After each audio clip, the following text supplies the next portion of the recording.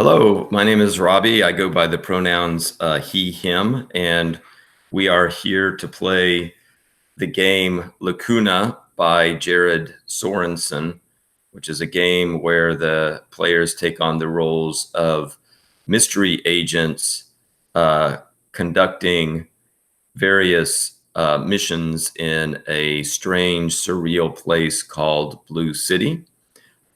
We are going to start off just by doing some quick player introductions and character introductions. And I'm going to go right to left across my screen, and we'll start with Stentor. If you'll introduce yourself and talk a little bit about who your character is. Okay, I'm Stentor, they, them, and I'm playing Agent Cooper. And I'm not sure what to say about Agent Cooper. She had her first mission a couple sessions ago and had to sit out the most recent one for player reasons. She's high on access, low on force. Yeah. Okay. And Arnie, let's go to you next.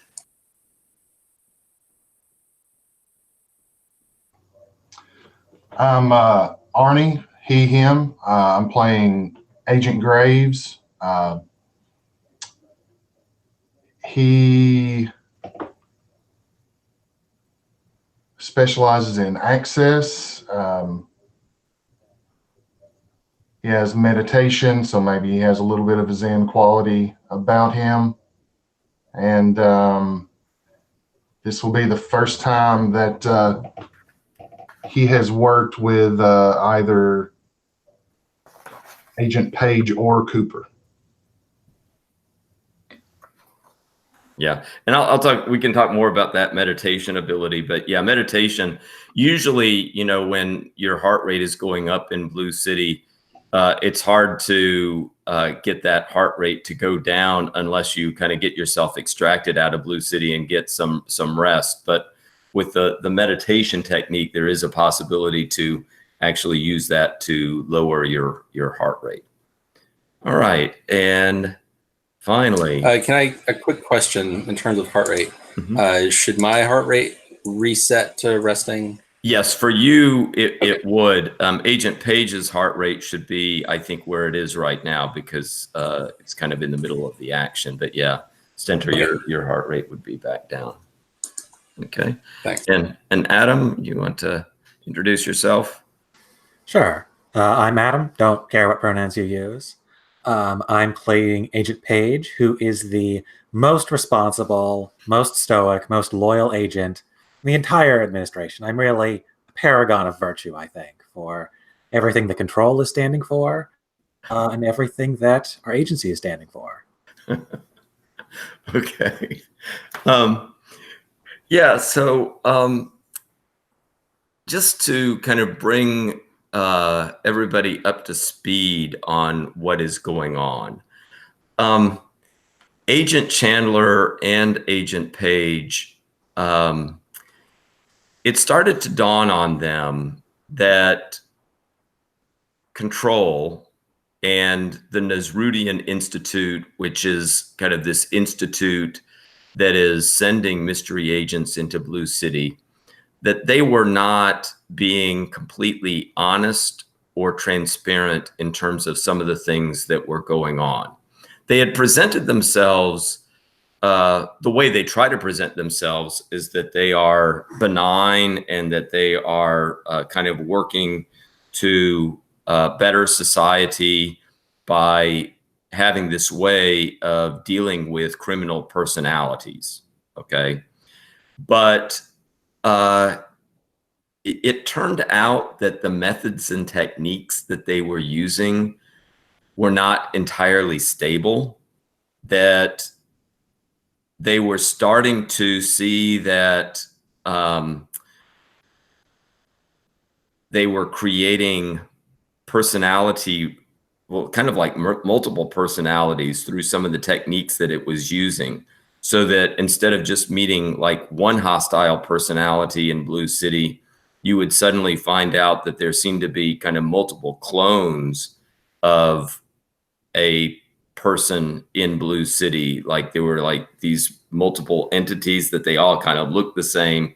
And so, I mean, that proved to be quite confusing, because it's like, okay, what's going on with all of these kind of different clones that we are seeing? It also was becoming apparent that these hostile personalities weren't always simply the criminally insane, but that sometimes the Nasrudian Institute was doing kind of experiments on other subjects, and things were kind of, you know, as they were trying to kind of refine their methods and doing some of these experiments, there were non-criminals who were also being used as it was kind of investigating how to kind of get a handle on what it was doing.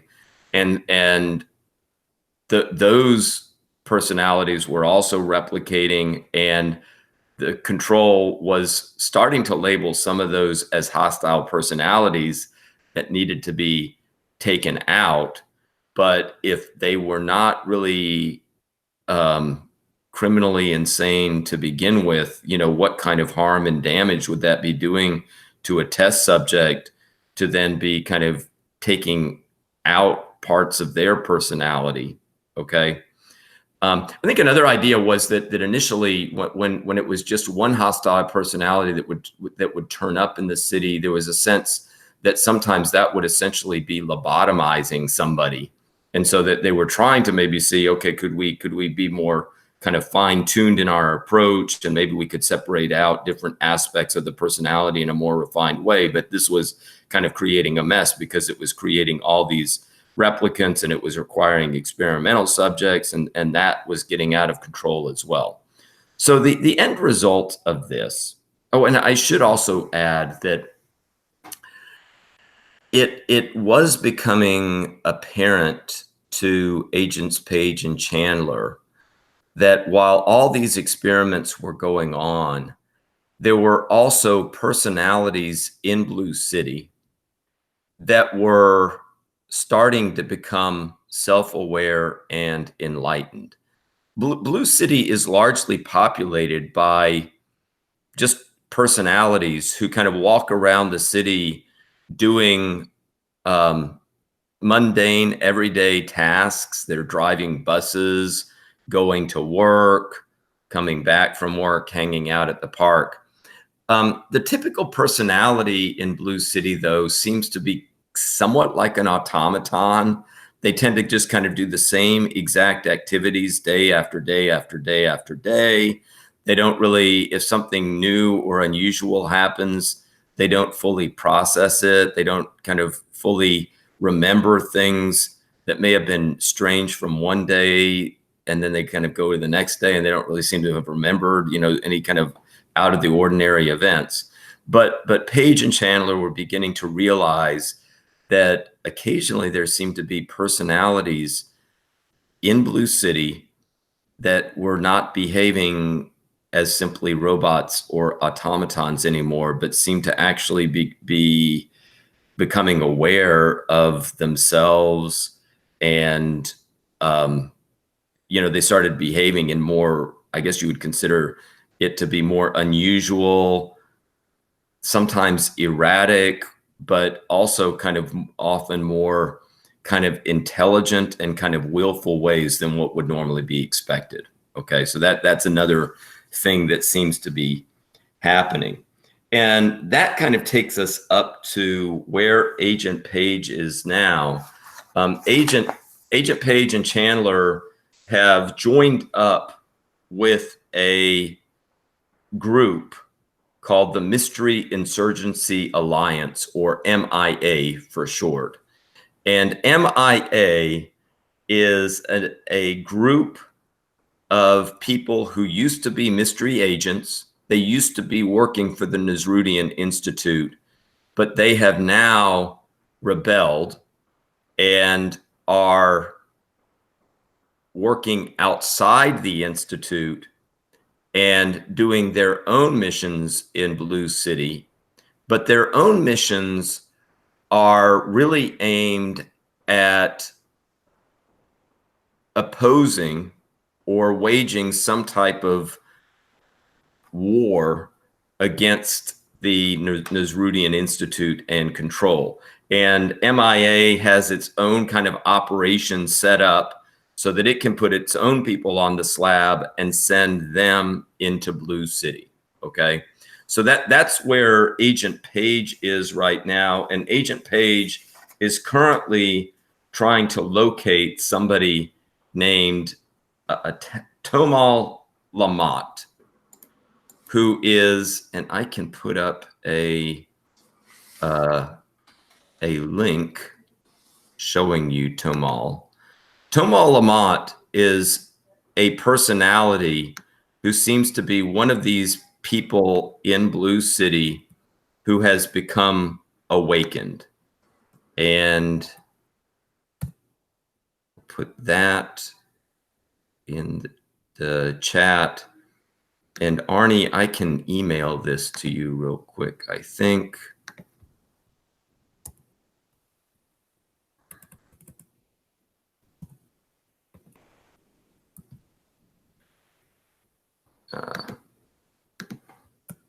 All right, so that's a picture of Tomal Lamont, and he is currently being held at the Belham Mental Hospital in a kind of high security area of the mental hospital.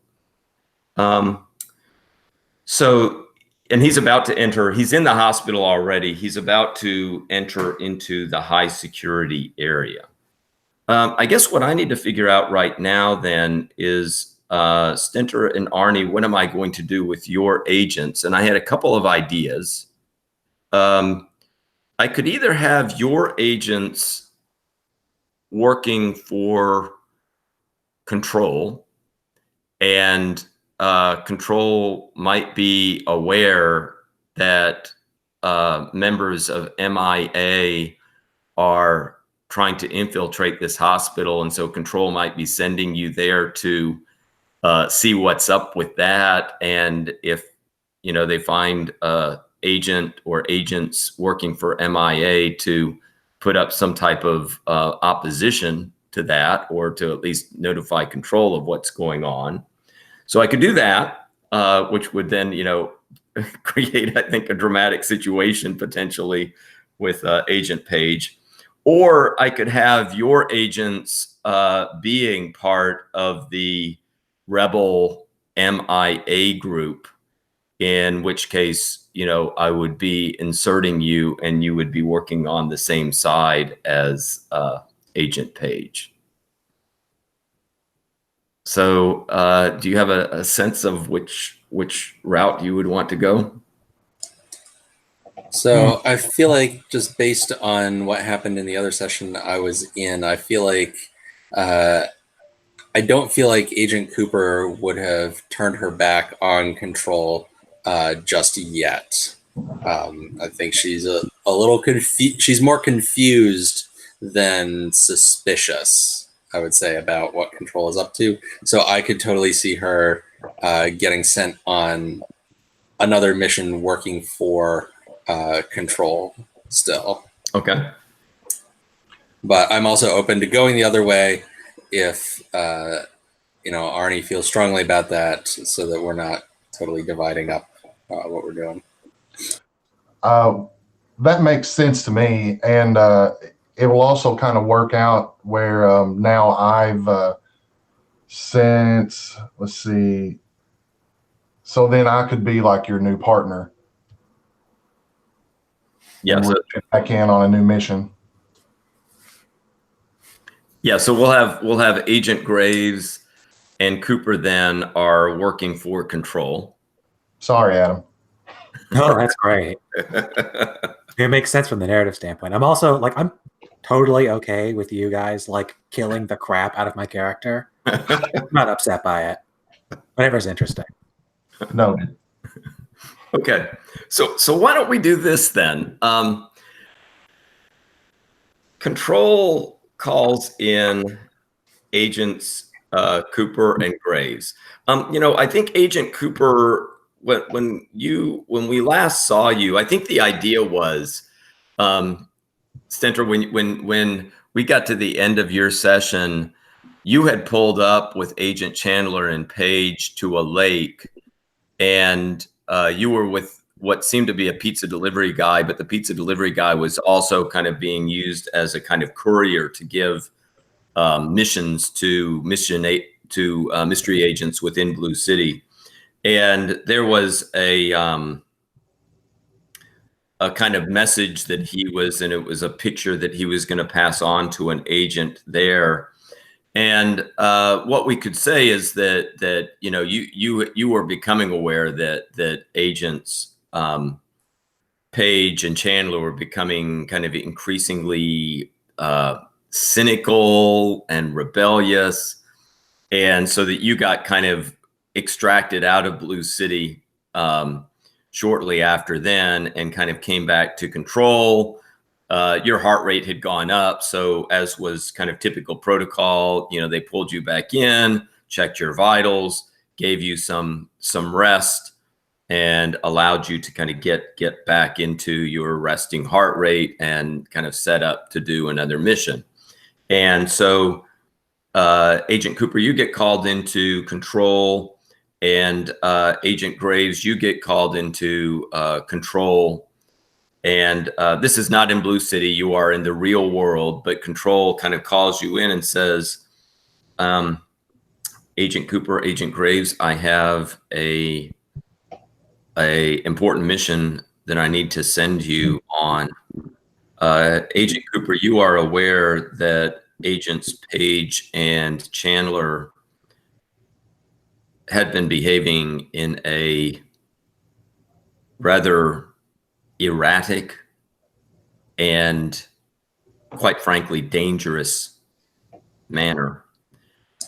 Yes, they seemed to be losing focus on the mission, and seemed to have their own agendas to explore that was creating quite a problem for us. Yeah, and I'm sorry to say that they have apparently just gone completely MIA. We lost track of them at some point in Blue City. They would not respond to us. We, of course, this is to be kept strictly confidential, but they somehow had gotten in touch with people within the Nasrudian Institute, and there was a kind of kidnapping that occurred when their bodies were on the slab. There was a heist that was pulled off, and their bodies were removed, and we don't know where they've been taken to. And we have heard, though, that Agents Chandler and Paige, subsequent to that, have turned up in Blue City. And so they're still in Blue City. We do not have their bodies, their physical bodies anymore. This is a very disturbing turn of events for us. And we are doing what we can on this side to track down exactly what happened, who it is that came in and kidnapped their bodies. But we also need to send some mystery agents into Blue City to see if on that side of things we can track down Agents Paige and Chandler. For this mission, I need to give you some special Lacuna devices. They look somewhat similar, and Control shows you these they're like little discs, okay? And you've seen these before. I mean, that it's, with the hostile personalities, the typical way that they are taken out is that these Lacuna devices get armed, and then you can attach them to a hostile personality. And once these are activated, they will kind of essentially deal with that hostile personality. So Control shows you some of these discs, and they look similar to the discs that you've seen before, but the kind of insignia on top of the discs is a little bit different. They look a little bit bigger than the standard discs, so that they do visually look a little bit different. And Control says, I'm going to give each of you 2 of these special devices. You can see that they're a little bit different than the ones we usually use. If you are able to track down Agents Page and Chandler, I need you to be very careful. We do not know what these agents are capable of. They seem to be working with another group within Blue City that is very dangerous, that also seems to have a certain level of sophistication in terms of its technology and its operations. As is typical protocol, I am going to supply you with some cash that you can use in Blue City. I also have these special cards, and he gives each of you, he'll show each of you a card. You know, they kind of look like credit cards. He says, when you wake up in Blue City, you will see something that looks like this on your person. You can use them at any gas station that has a video screen. And if you put it into that gas pump, you can get access to me to have communication with me. I'm also going to supply you with what will look like cell phones. They're not really cell phones, but they will allow you to communicate with each other. And if I want to speak with you, you will hear a chirping noise that will be coming from these cell phone-like devices, and you'll know that I want to get in touch with you. So the best way to do that, of course, is to find your way to a gas station and use your card to access the video screen. He will supply, you know, he gives you a good description of Agents Chandler and Agent Page as well, so that you would be on the alert for them. And of course, Agent Cooper, you've already seen Agents Chandler and Page, so you would know what they would look like. Yeah, and I think I take one of the Lacuna devices and I say, so just to clarify, the plan A is to take out Agents Cooper and Page within Blue City. Yes, to take out Agents Chandler and Page within Blue City, if you find them. If they prove too dangerous to handle, then you should get in touch with me for further instruction. Take care of them by using the Lacuna devices? Yes, that would be the most effective way to take care of them. Yes. And is there any additional steps we need to do to arm and activate the devices on this mission? For these devices, no. When you go in there, we have already sent some agents in there to arm these particular devices. So the arming operation will already have been accomplished by the time you get there.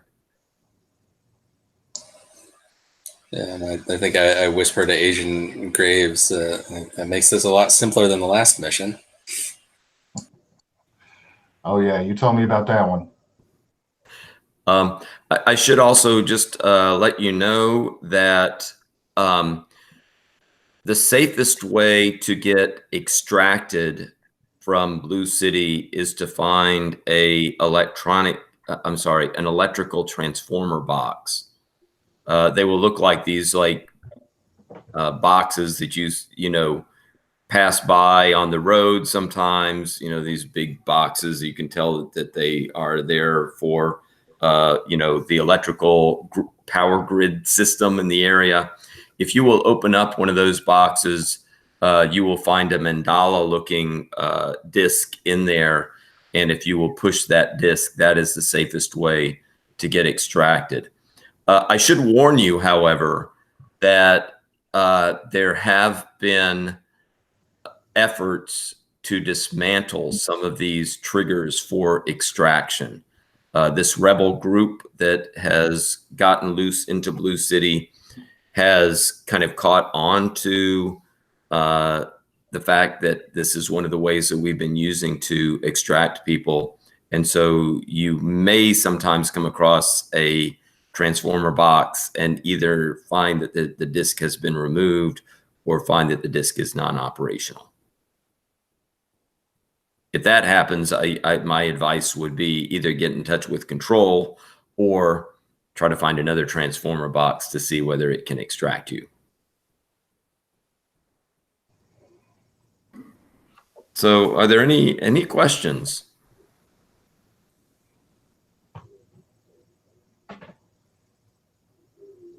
If not, then control will show you, take you to the next room. There's some kind of basic looking cots, which he calls slabs, that are set out. There are people in there with various types of blood pressure monitoring devices and things of that sort. And you know, you have seen this before, right? This is where you go. You lay down on the kind of simple bed, and they attach some wires to you. They give you something to kind of have you drift into dreamland. And, you know, the next thing you know, you would wake up in Blue City. While you're starting to drift off, control says, oh, yes, I need to remind you before you are fully unconscious. There have been additional reports of a mysterious girl or young woman with strange hexagonal shaped glasses. There have been recent sightings of this person. As always, if you see her, treat her as hostile, as very dangerous. Do not take any action against her. Just notice her current location and get in touch with me and let me know what you have seen, where you've seen her, and what she seems to be doing. And that's the last thing that you hear about, is this mysterious girl with brown hair and hexagonal glasses as you drift off. Okay. And you will awaken in front of a large concrete building. You are kind of awakening on a drive. You look down the drive to one side, and it's kind of starts to go through the woods, and you can see a kind of a gate with a kind of fence that seems to be going around the perimeter of this large building. And then you look at the building itself, and it looks kind of, I don't know, it's a kind of bleak looking, somewhat, I guess you would say, ugly looking building. I mean, it's not particularly, it seems to be designed to be practical and to be efficiently constructed, but at a pretty low cost. But it does seem very strong. I mean, it has, like, you know, this just kind of concrete structure with like small windows and stuff like that. So, Agent Cooper, what do you do as you wake up? And when you wake up, you see that Agent Graves is laying down, you know, a few yards away from you. Yeah, so I get up and kind of dust myself off, check that I've got all my equipment on me, and then I'll go and kind of rouse Agent Graves. Okay. And kind of get him to his feet so that we can determine where we are and where we need to go to find our targets here. Okay, so Agent Graves, you have Agent Cooper walking over to you, kind of waking you up. You see the same thing, right? You're kind of on this drive leading up to a kind of large, kind of bleak, kind of ugly, concrete-looking large building. I guess I'm kind of checking my pockets, making sure I got my cell and etc. I'm not sure how many times I've been to Blue City before, but it's still pretty new to me. So make sure everything's there. And Yeah, I'll to Cooper. yeah. You know, it seems pretty normal to you, and you know the clothes that you're wearing. You seem to be wearing, you know, a blazer. You have a shirt on, not a tie, but you kind of have this professional-looking dress to you. Are we how deep? Not deep into the city, but are we in an isolated area, or is there more around us than this building? When you can hear off in the distance, um, occasional sound of like a truck passing by. It's down in that direction. Like if you left the building and went down the drive, went through that gate and just followed that drive further, it seems like there's some type of highway or something back in that area there where you can hear occasional truck or car whizzing by down there. It's not visible because it's wooded down in that area, but you can pick up the sounds.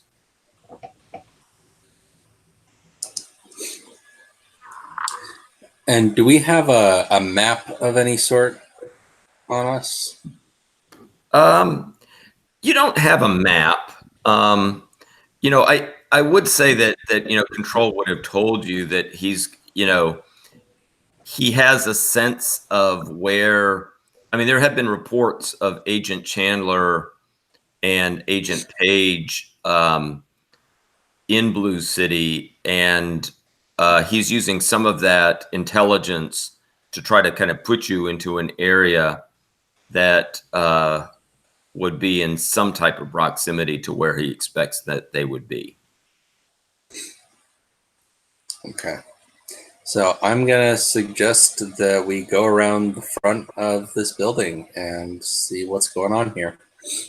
Okay. So if you walk the building, you can, you know, as you kind of make your way up the drive a little bit more towards the building, you can see kind of in the front part of the building, there's some steps going up to these large glass double doors.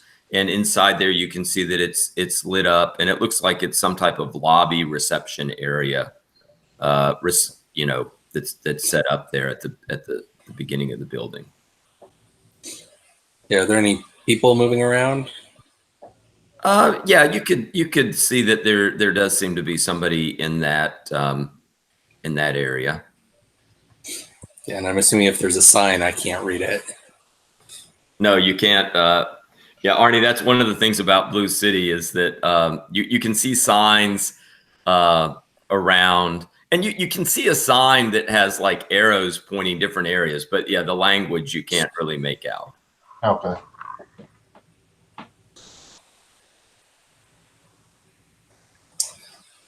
Okay. So I'm going to suggest that we walk up into the building and talk to the receptionist here. Okay, so you get to the reception area, and there is a kind of receptionist who says, "Hello, can I help you? You're you look familiar to me. Is there somebody that you're planning to meet here?" So I want to kind of, my plan is to kind of try to bluff her into like make her think I have a reason to be there, but in a way that she'll spill some information about what this place actually is. That's one of those things that I, as a player, am not clever enough to do, but I feel like my agent might be able to do that. Like, just make up, I'm here to see Mr. Smith, and kind of bluff my way through until I get a sense from her reactions of what this place actually is. Okay, what I'm thinking is that this, I could see it as a instinct roll. I mean, you depending on your perceptions, reactions, intuitions, kind of bluff your way through this. Which one of you has what are your instincts? Mine's 3. Arnie has 2. Okay. So do you want to try to use your instinct as a kind of way to kind of bluff through this? Yeah, let me see if I can do that. So then I'd be rolling 3 dice. Right. Mm-hmm. Okay, and I'm looking to get an 11 total. Yeah, 11 or better. Okay. I did not do that. A 1, a 1, and a 2. Okay. Do you want to roll? And so you're going to add 4 to my heart rate. Yeah. Yeah, but I'd like to re-roll that. I want a 3 and a 4. That's still not good enough. Mm-hmm. Let me go and add those to my. Let's see, that's 12. Yeah. Total to my heart rate. Am I allowed to just keep going? You may, yeah, but you have to keep on adding each time you do it. Yeah. You keep adding. Well, and I was at my resting heart rate before, so let me try at least one more time to bluff my way in here. No, still not doing it. So add another 6, and it's just not going to work. I don't want to sit here and re-roll till I get it. So it just isn't working. Okay. Yeah. So the receptionist is a little confused. I would say that the reception area has a few kind of very plain, very kind of basic commercial looking couches and a chair in there. There is behind the reception area, there is a doorway that then goes down through a hall, and you can see in that area that there is a kind of metal detector device that somebody who would want to go down that hallway would have to pass through the metal detector. The receptionist says, I think I may have seen somebody else from your agency. He didn't tell me though that you would be arriving here, so I'm a little confused. What are you looking to accomplish here? I think at this point I'm trying to back out of the conversation because I realized that I wasn't getting much from her, and I'm sorry, we had a bit of a change of plans, and I was trying to catch up with my colleague along the way, but I will just have to find him another way. Thank you for your time. You're very welcome. Have a good day.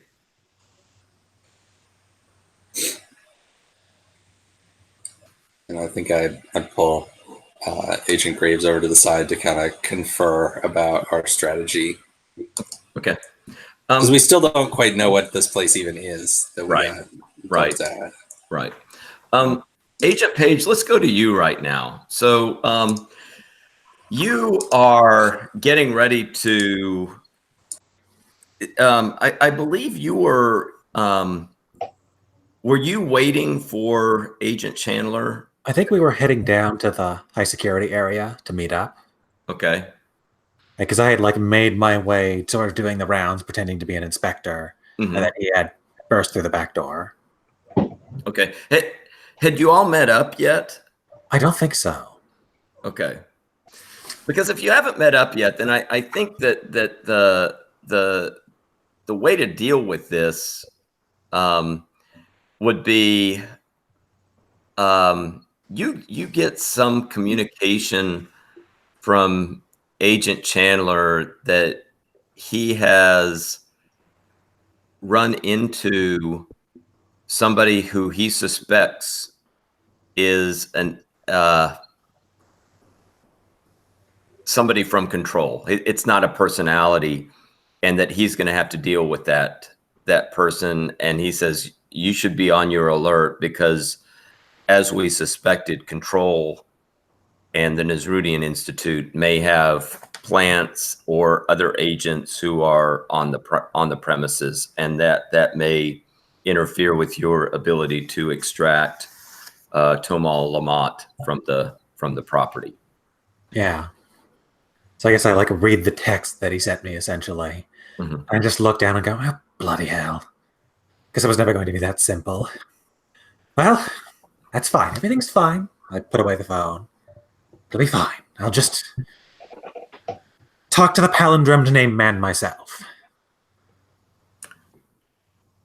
Okay, and you're getting to that area, which is where that this kind of more high security area is. When as you walk down the hallway, you can see that there's a large door. It's glass, but it's like that kind of extra thick glass, right? It looks like bulletproof glass. There's a big sign above it, and you can see just on the inside of that door that there's a guard who is standing there. All right.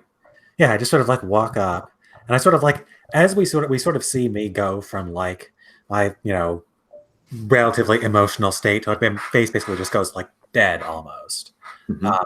I sort of like walk up to the individual and I say, hello, I'm here to inspect the hospital. You could please let me into the higher security regions. The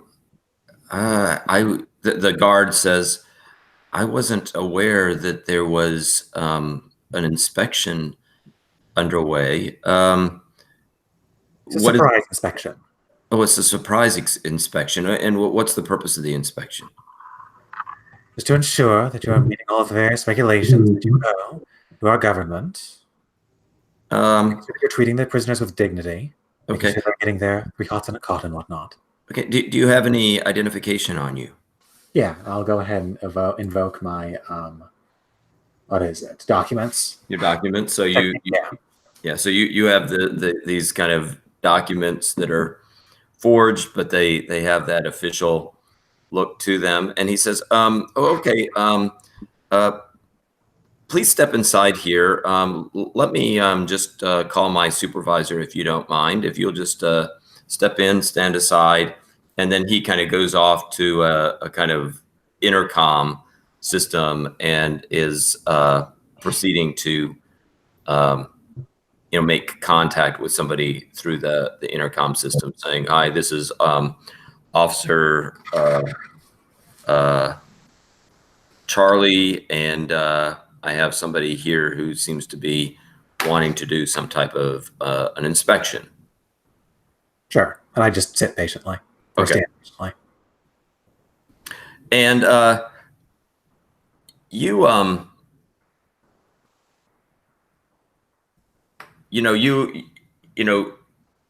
you wait there a little bit. Officer, the other officer on the other line says, "Oh, let me check with the front reception area." And the officer there will say, "What did you say your name was?" Yeah, I'll go ahead and say I'm Margaret Handler. Margaret Handler. Okay, so and that was the name you used, correct? At the front. Okay, so I would say that Agent Cooper and Graves, you do hear somebody buzzing the reception area, and there's some type of officer that's kind of getting in communication with that receptionist through an intercom system, and there's a discussion about a Margaret Handler, and the receptionist says, yeah. I think some of Ms. Handler's Miss Handler's acquaintances are here at the reception area. Do you want to ask Miss Handler if she was expecting some colleagues of hers, because they certainly seem to be kind of from the same group. And Paige, you will get that officer to say, Miss Handler, there seem to be some people in the front reception area that are there more people involved in this inspection than just you? Yeah, so I sort of like stop, sort of like cock my head a little bit, and I say, I arrived with one individual, my subordinate. How many did you say there were? Apparently there are two people that are there at that reception area. And you said that they just arrived? Yeah, apparently there's some confusion because they seem to be a little bit clueless as to what exactly they were supposed to be doing here. And I don't know, it seemed like they weren't really aware that you were here, but the receptionist seems to think that you're connected in some way. Yeah, so there's sort of like a pause, and I say, well, they're not here in any official capacity. Oh, they're not here with your group then. I guarantee that they're not. Okay. Well, very good. Well, you seem to check out. So, if there's anything that I can do for you, please let me know. But I'll should be here on your way out, and you can kind of make your way down there. Of course, be aware that you are going into an area where we have some patients in here who could be dangerous. So you will see that, doors are regularly locked. And, if you see a patient out, that patient would be kind of safe to be out in some of the public areas. We do keep a number of patients, though, always kind of secured in their room. So, there are going to be very restricted access areas back in this area of the hospital. Of course. I have to see only a handful of names. I sort of list off like one or two names that I got from the list above. And I say at the end of it, I say, and also a Tamal Lamont. And locked up. When you mention that name, the officer says, yeah, Tamal Lamont. He is here. Now that would definitely be one of the rooms that is pretty high security. He is a rather unpredictable individual. I don't really interact with him very much, but if you go down this hallway and go down to the take a right and go to the end of that hallway, his cell is down there. But as I say, you're not going to be able to get into that area. That's purely restricted, and only people with pretty high security are allowed to get to there. Of course. May I speak to him then? Through the door, perhaps. Yeah, you can speak to him through an intercom that we have set up. Actually, I probably sort of stop and sort of think it for a moment. I say, there are certain protocols here. I'm going to need to check his room, though, to make sure that he has the basic standards. You know how these things go. And I would prefer to speak with him in private, if that's all right with you. You can see that when you're making these requests, he's like processing. He's like, okay. And after a few seconds, he says, I think I'm going to need to check with my supervisor about this. Can you wait here 1 second? All right. So since I'm in my target heart range, last session you told me I could do magic shit when I'm in my target heart range.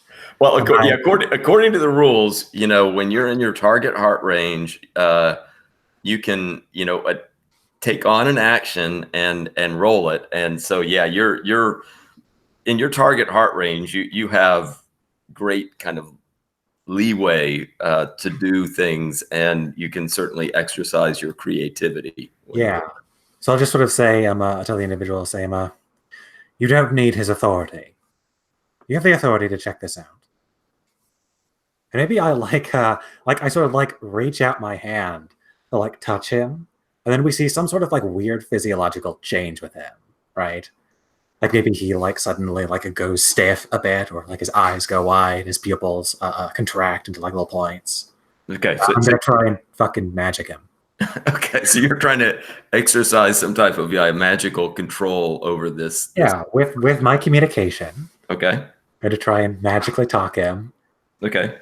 So Yeah. how many dice do you want to roll for this? I will go ahead and roll 5.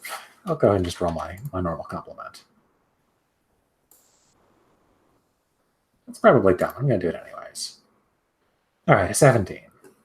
Okay. So you accomplish this, and when you kind of touch him and you start kind of making these declarations to him, you kind of see him, his face just kind of gets stone-faced, and he starts nodding. He says, okay. Good. Let's go. No need to bother your boss with this. Let's go speak with Tamal now. Okay. So he takes you off down the hallway towards Tamal's cell. Let's go back to Agents Graves and Cooper. What do you do at this point? So, Cooper, didn't you tell me you had some kind of contact in the city? Maybe they can help us out here. Yeah, I think that's a good idea to try to get in touch with my contact. So, out of character question, how would I go about doing that? I would say, you're in the receptionist area. The receptionist is kind of a little baffled by you, but you definitely see that she has phone and communication. She has a computer screen next to her and things like that. Mm. We could, we would need some kind of papers or a cover story, but we could just let them know that we feel that they have an intruder and we are there to deal with the situation. And I'll also say at this point, Agents Graves and Cooper, you also at this point hear your cell phone device chirping. This signal that Control is wanting to get in touch with you. Okay. Why don't we go check in with Control before we make any other moves? So I think I will lead us back out of the building and down towards the highway that we can hear to see if we can identify a gas station at which to check in. Okay, so you kind of go out of the building and start walking away. Really, you don't get very far down the going towards that gate when you hear the receptionist yelling at you and says, hello, I just got a message, and there's somebody here who would like to speak to Agent Cooper. Is one of you Agent Cooper? Yes, I'm Agent Cooper. I'll take the call. Okay. So, she directs you back into this receptionist area, and she passes you. She says, oh, here, I guess the reception area, we could say, has a phone kind of between these two couches. And she says, I'll just, put the call in over there. If you have a seat there, and you can pick up the line and talk to the person who'd like to speak to you. Okay, so I will do that. Okay, and on the other end of the line, you hear this voice, and it says, "Agent Graves, how's it going? Have you made contact with Agents Page or Chandler yet?" Oh, I'm sorry. You wanted to speak to Agent Graves. I'll wave him over and hand the phone to him. And so you hear this voice, Agent Graves, saying, "Okay, Agent Graves, how's it going? Are you making progress? Are you? Can you tell if you are in proximity to Agents Page and Chandler?" Still unclear. We're investigating this building right now that we suspect one of them to be inside of, but we're having a little trouble with our credentials. Okay, what kind of a building is this that you are in? It is a brutalist architecture, some type of office building. It has medium security. We can see metal detectors.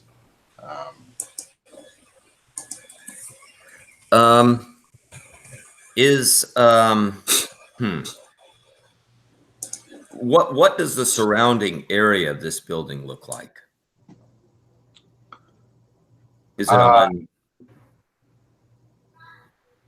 It's not immediately on a road. It's set back. It has gates. I assume the property is fenced from what I've been able to see. Long drive leading up to the front.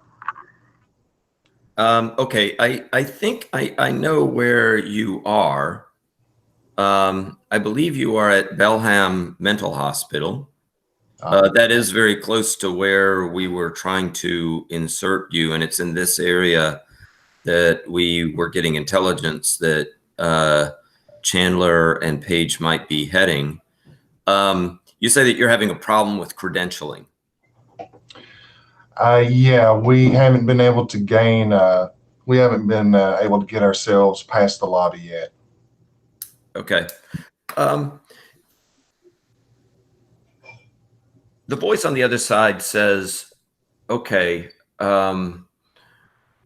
I think we may be able to do something to get you some credentialing.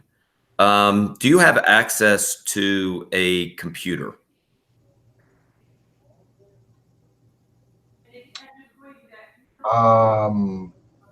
There's one in the area. Okay. Well, if there's one in the area, do you think you could use it? I think that the two of us together could make that happen.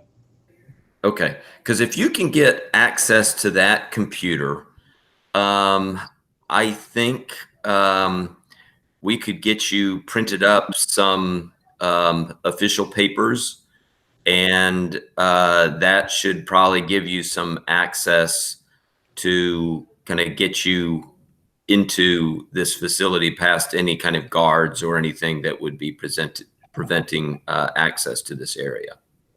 So why don't you do that? I'm going to give you I'll give you a website that you can access with a code when you are successful in accomplishing that, and we'll kind of get things rolling in terms of getting that access. It should be pretty quick. Okay. Okay, so the voice goes, they hang up, whoever was on that other side. So what are you going to do now? You have the receptionist there just kind of smiling at you from behind her desk. So I'm going to lean over so that I'm not talking at full volume or anything. Lean over to Cooper and explain the other side of the conversation that I just had. And so I guess what we need to do, one of us needs to get the receptionist out of the way temporarily so the other one can use the computer I'm sure is behind her desk to get this stuff printed out. Okay, so Agent Cooper, what do you? All right. All right. Well, I can take care of the distraction part, since you probably know better what exactly needs to be printed out. So, excuse me. So I'm trying to think the best way to create a distraction.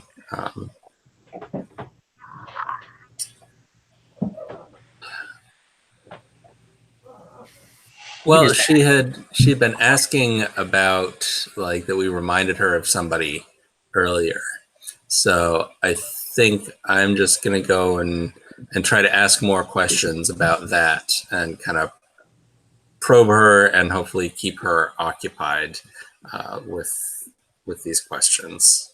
Okay, and you're asking about the previous person who was there? Yeah. Yeah, so when you start asking those questions, she perks up, and she gets,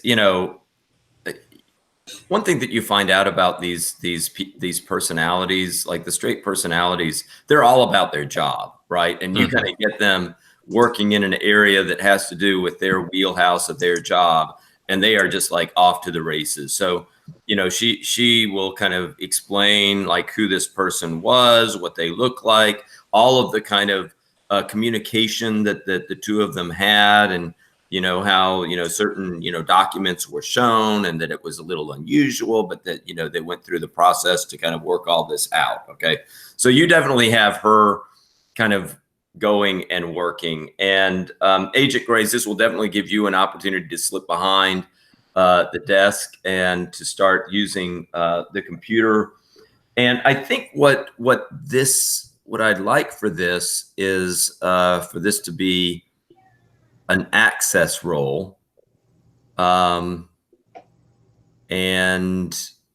so you have the access of 4, which you can roll for this. I mean, this will kind of get you, and when you get in there, there's going to be kind of a kind of technical thing that you're going to be kind of going through in order to kind of print up some official papers, many of which you won't be able to read yourself because it's going to be in the Blue City language that you're going to be working with. So if you'll make an access roll.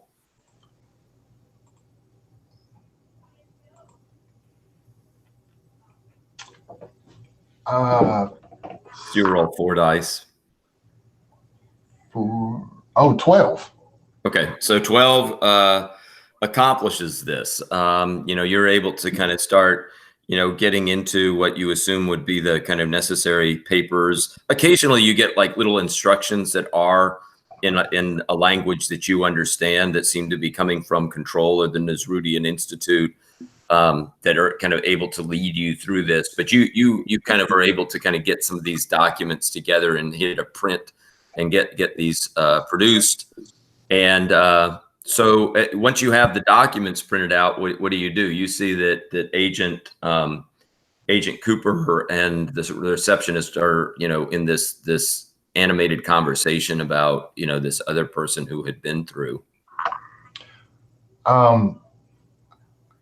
I'm going to, come back out into the lobby area and kind of have the papers, kind of in my hand like this, and move up to the two of them and be like, ma'am, excuse me, I'm so sorry. I have finally found our documents. I'm so sorry. I misplaced these. And she says, oh, no problem. No problem. I'm glad, we're finally getting some clarity on this. And I'll also say this, that, it would make sense to me that during this conversation with Agent Cooper, some descriptions of this other person who had come through, that the receptionist would kind of talk about what this person looked like. And, Agent Cooper, it would be apparent to you that some of these descriptions and kind of discussions of the mannerisms of this person do seem to fall in line with Agent Page. Okay. So you're kind of getting a sense Okay. that this other person who's been through before may in fact be Agent Page. Okay. Okay. But yeah, the receptionist looks at those documents. She says, "Okay, well, let me just make a quick record here. And are you wanting then to kind of help out with the inspection of our facility?"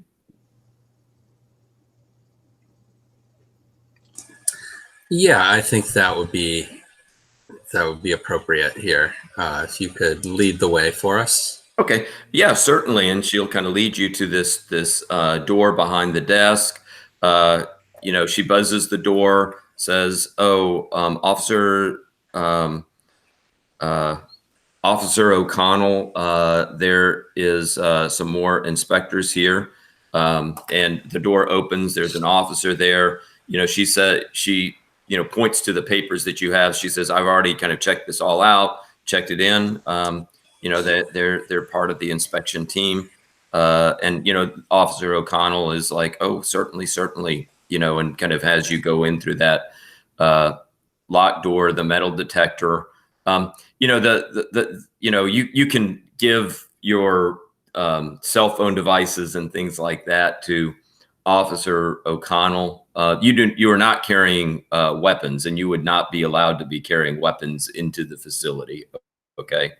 But yeah, everything else, kind of checks in. Anything metallic, takes out, he checks it, gives it back to you. And so you're now into the facility with a sense that Agent Page may be in there as well. Okay. Did we have to give up the Lacuna devices? No, to the inspection? Okay. He kind of looks at the devices and they kind of puzzle him, but they don't look like a weapon to him. I mean, Okay. it's like, Okay. just hands it on. Why don't we, at this point, take like a 5-minute break, and then we'll see what happens with Tomal Lamont, and also we'll see what happens in terms of you possibly tracking down Agent Page. Okay, but I have about 8:40 my time, so we'll be back at around 8:45. All righty. Okay, see you in a few.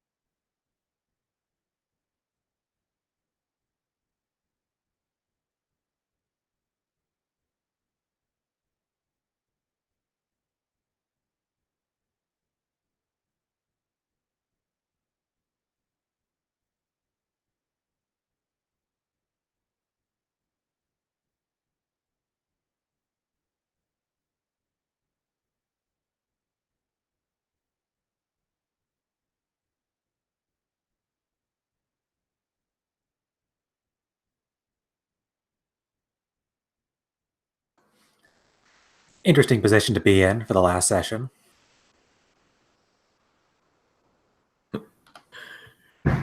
Yeah, I'm hoping we'll get a kind of confrontation between you and the other agents and see exactly how that turns out.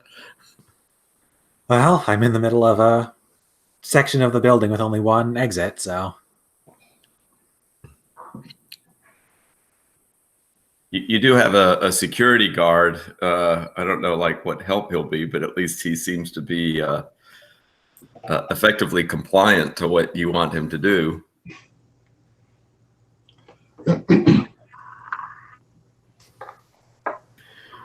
All right, so we're going to go back to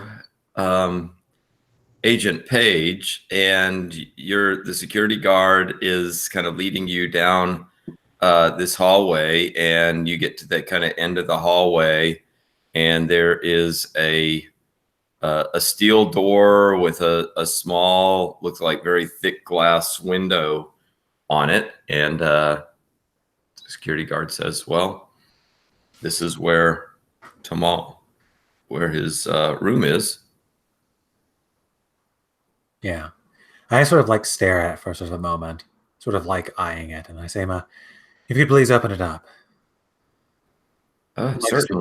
Certainly. I mean, he still is kind of like, has that kind of empty gaze and kind of flattened expression to him. And he nods and says, "Certainly." And takes out he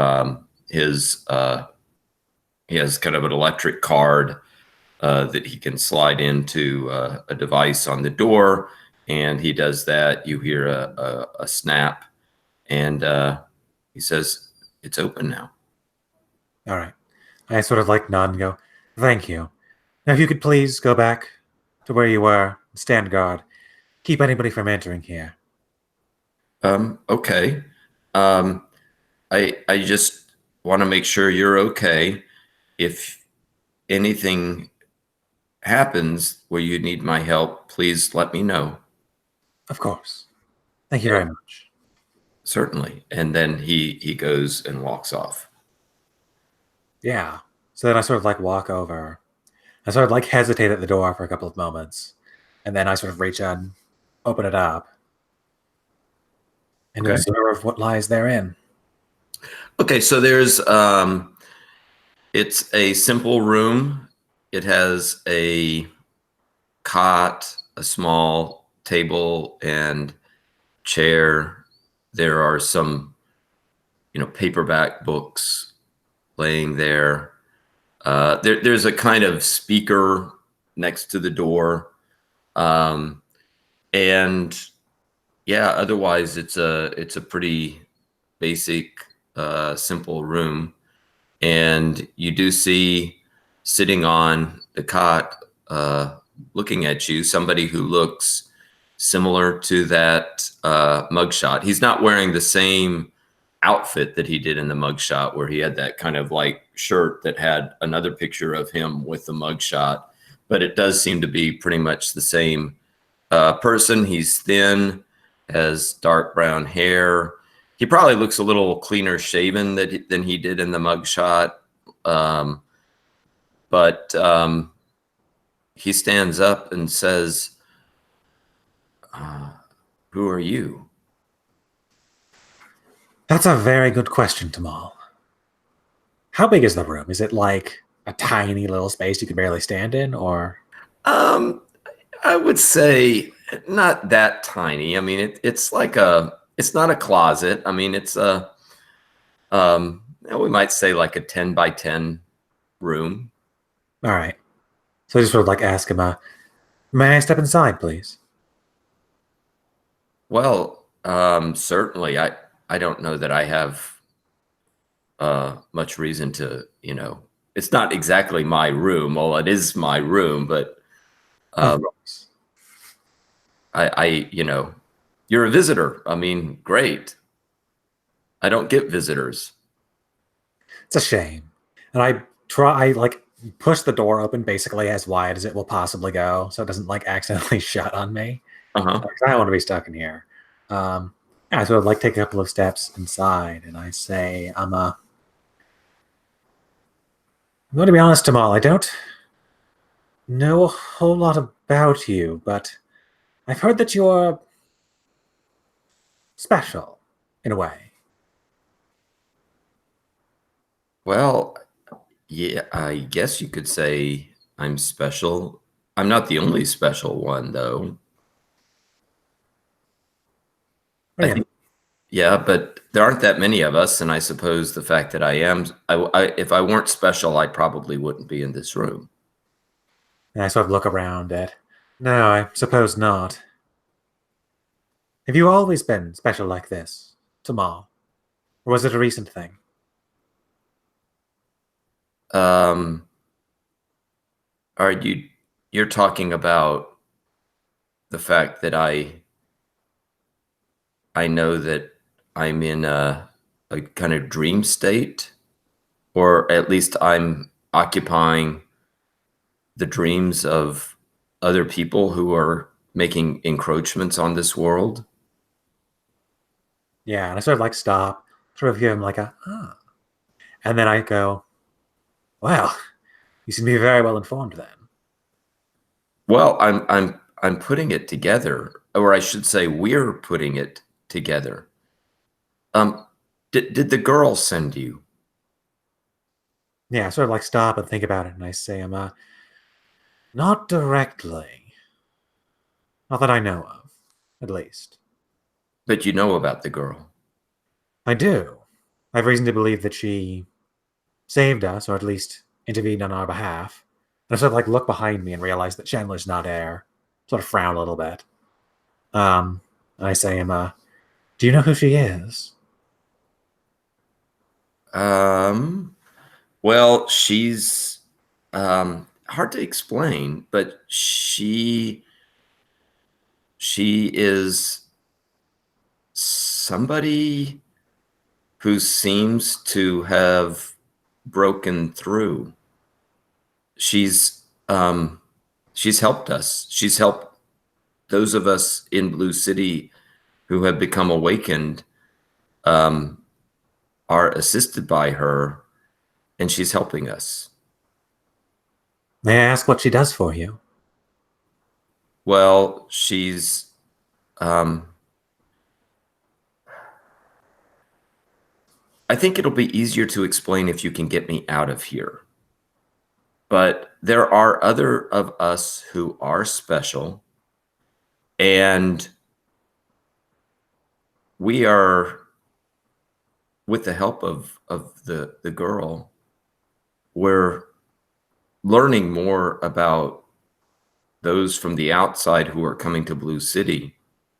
And she actually thinks it may be possible for those of us who are from Blue City to break through and come into your world. Well, that is very fascinating. And you say I need to get you out of here in order to see any of this. I've been in here for too long, and yeah, I mean, there are important things that I need to do. Yeah, she just sort of like nods. I sort of nod and I say, don't we all, in the short time that we have left?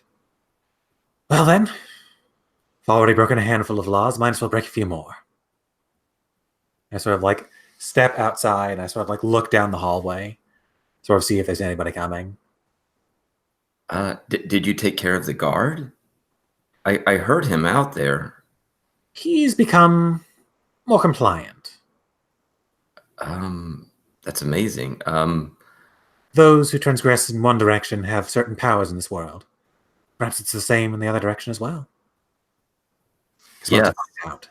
maybe. I mean, things do seem to be, it may be possible that, yeah, things can work in both directions. Yeah, so I just sort of like nod and I go, well, I assume that you've given this plan, or the desire of escape, a hell of a lot of thought. You and the others with you. Do you have any ideas? In terms of getting out of this place? Sure. Well, I don't know how many others who are special are in here, but I'm kept pretty restricted. I think I can direct us to some corridors that would get us access to the outside. Yeah, Chandler told me a lot about what he did, right? Yeah, no, you were in communication with him, and there were different times that he was explaining what was going on. Sure. So I say, I have reason to believe that the way out the back through the loading bay might be somewhat clear. Perhaps we should head. Yeah, I mean, he nods and he's smiling a little bit. Says, "Let's go, let's go." Yeah. So I sort of like pat myself, but I don't remember if I have any like guns. I don't think I do, right? I think you had a gun, but I think it's being held at the reception area. Right. Yeah. Well, we're definitely not going there. So the gun is gone. I guess I don't have any Lacuna devices because that'd be weird. Right. All right. So yeah, I guess we'll just try and like make our way out essentially. I would say the security guard had a gun. He does. Yes, he does. All right. Yeah. So I guess I'll sort of like just like lead him out essentially, lead Tamal out. Okay. And you get to the security guard, and the security guard is going to say, "Is something wrong?" Yes. This is irregular. There are lots of things wrong, my friend. But don't worry. We're going to help get you free. You've been stuck in this routine for a long time now, I think. We'll get you your personhood back. But I need you to help me. Okay, so you're saying this to the security guard, and he seems very confused. It's like, what are you saying? I know it doesn't make any bloody sense. Barely makes sense to me, but I'm just sort of going along with it, Sort of seeing how this works out. Who knows, maybe we're all about to die, I don't really know. But, well, if you ever want to see a better life than sitting around in this fucking insane asylum for the rest of your life, I'd very much appreciate it if you handed me your gun. I think what I'm going to do at this point, I mean, since you're kind of like talking about really breaking him out of his routine, and then now you're wanting his gun. I think that'll be another roll. Okay. Right. You're still in your target heart range, right? I am. Okay. So I will choose to roll just 4, I think. Okay. Oh, just made it. Got 11. Okay. So yeah, so he does seem to be somewhat responsive to what you are saying, and so he says, you see him shaking his head like, okay, let me get out of this, and then he gives you the gun and says, okay, what do you want to do? That's a very good question. There are some individuals who are approaching. I don't think that they have our best interests at heart. Stall them for as long as you can with whatever you can think of. But I'm sure they'll get through eventually. They're a little bit above your pay grade.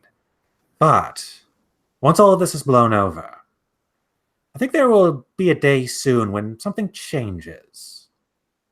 Hard to explain. I don't really know exactly what's going to happen. But when it does, I want you to find a girl with a pair of hexagonal glasses and tell her that you want to see the outside world. And I think she'll understand.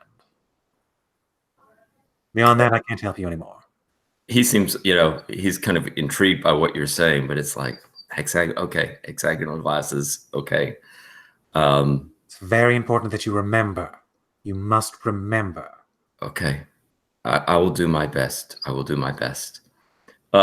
And then you say that, and then what are you going to do? Are you going to walk out with Tamal then? I'm going to try to go out the back entrance. Okay. And, Tamal will try to give you some as best he can. He doesn't really get out very much, but, he has, he gets a little bit. So he has a little sense of the kind of setup of the corridors and the way that you would need to go. Let's go back to Agents Cooper and Graves, and so you're kind of walking down the hallway. So where exactly are you planning to go? Excuse me. So I think we're just going to make our way up and down the halls until we see something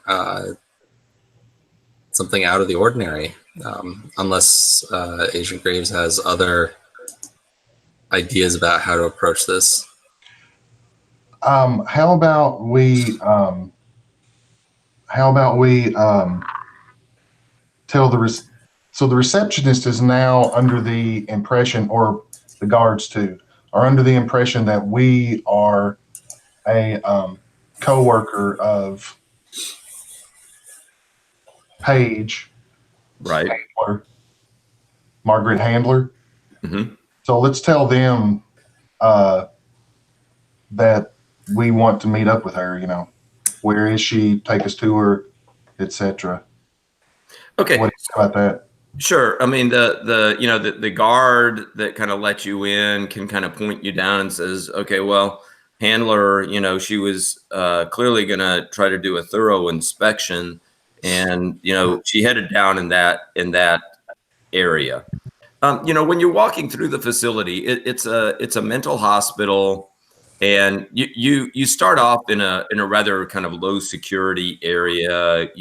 There are patient rooms. There are, as you walk down the hallway, you can see one kind of public area. And, in that area, you'll see, what seem to be kind of possibly nurses or orderlies, people who are kind of providing care. It is a large facility, though. I mean, you got, the corridors kind of snake around in that facility. I mean, I suppose, if you ask, some of the staff in the facility, people, some of them would have seen this person and would be able to kind of give you some directions. So kind of moving from person to person, you'd be able to kind of slowly kind of make your way to where you think Handler is. And, eventually,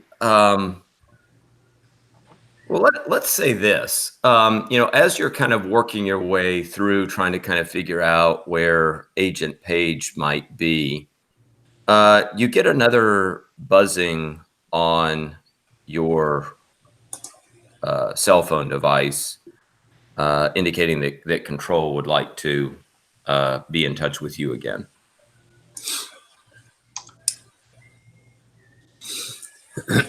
Are there like a nurse's station?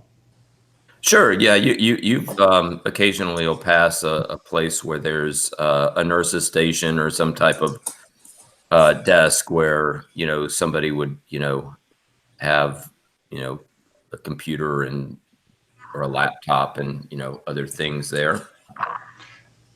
Actually, is that sufficient, or do we don't necessarily have to do the gas station card?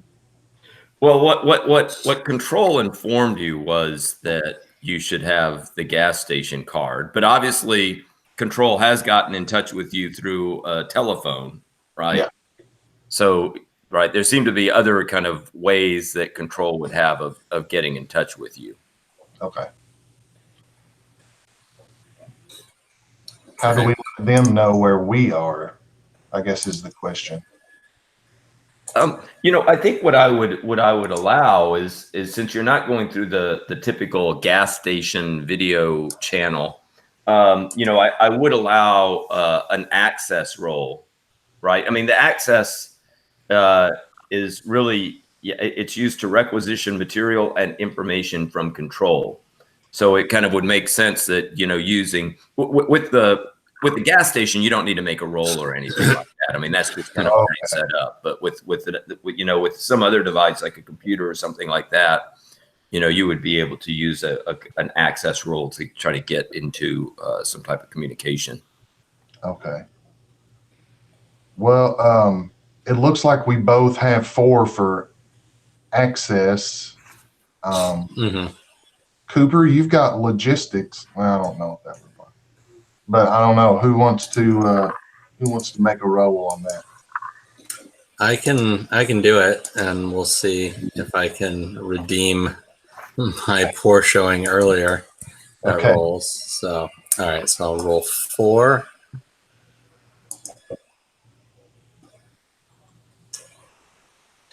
5, 6, 12. Just barely got it. Okay. So I got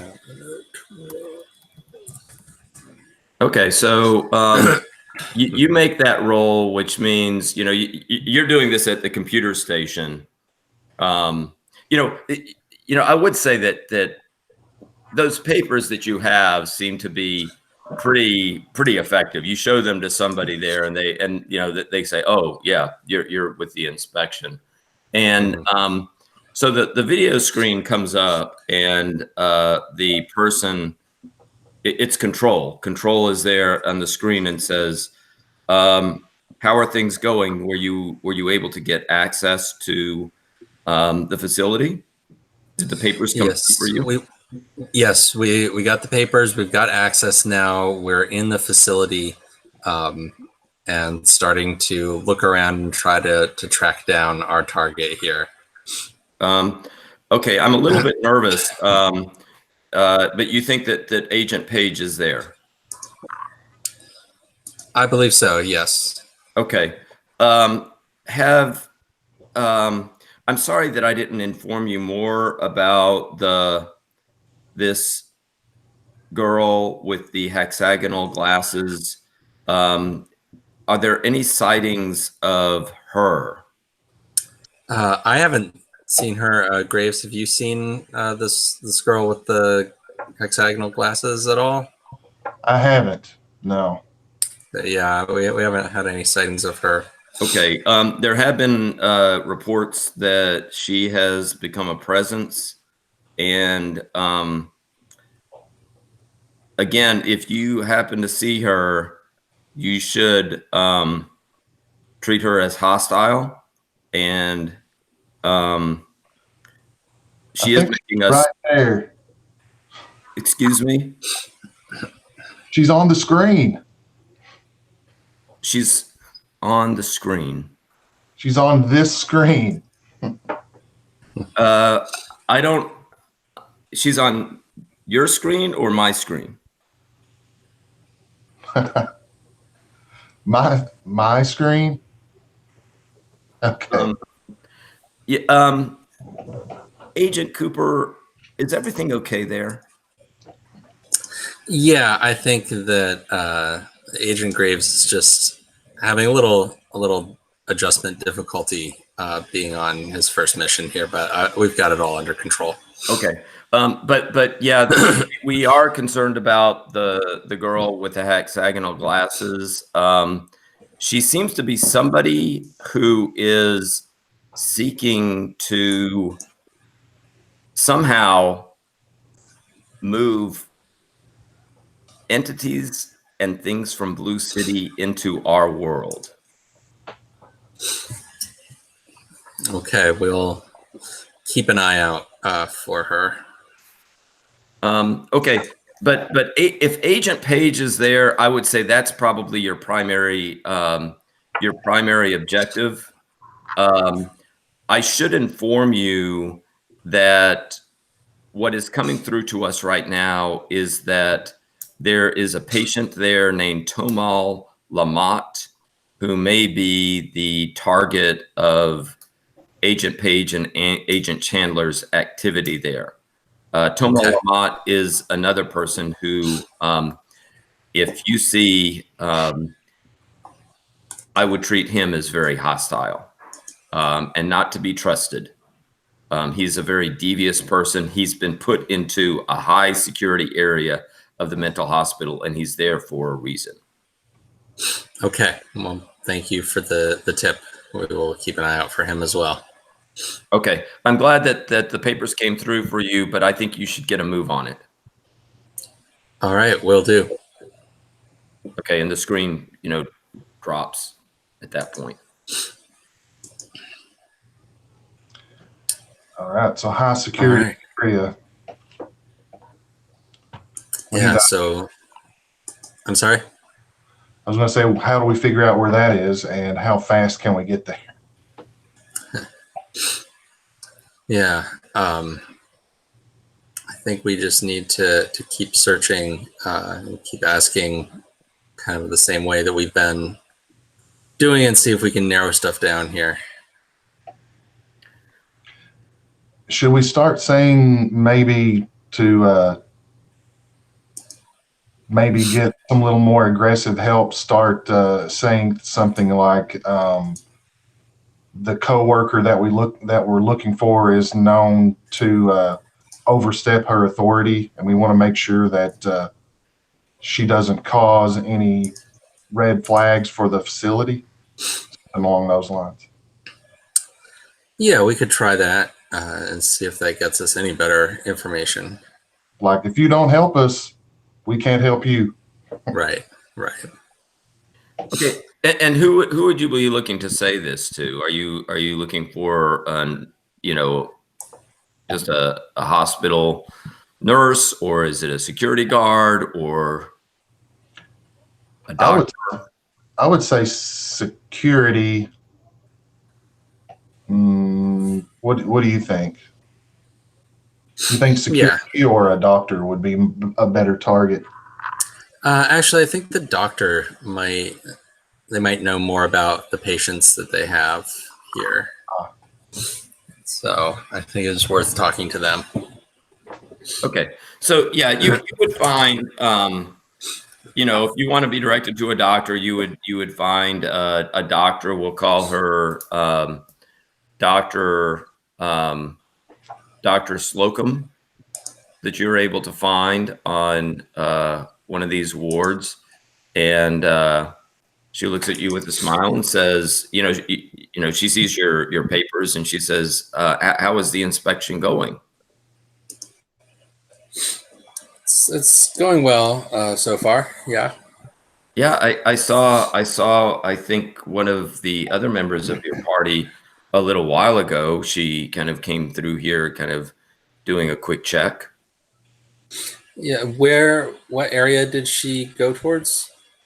She seems to be kind of, I don't know, just doing a kind of thorough check. She would kind of jump into rooms, not jump into rooms, but, walk into rooms, seem to just kind of be looking around and working fairly quickly. She seemed to be kind of going down, that hallway over there to get kind of a little further into the facility. Okay. Thank you. I think we'll follow up with her then. I can kind of wave for Agent Graves to come with me in the direction that the doctor pointed us. Okay. One more thing. I want to ask or say to the doctor that part of our inspection specifically is into a patient, Lamont, and we want to make sure that we are there when Miss Handler is there. This should be a 3-person inspection. When you say that name, the doctor gets a worried look on her face, and she says, "Well, I wasn't aware that the inspection would have to go into those high risk areas."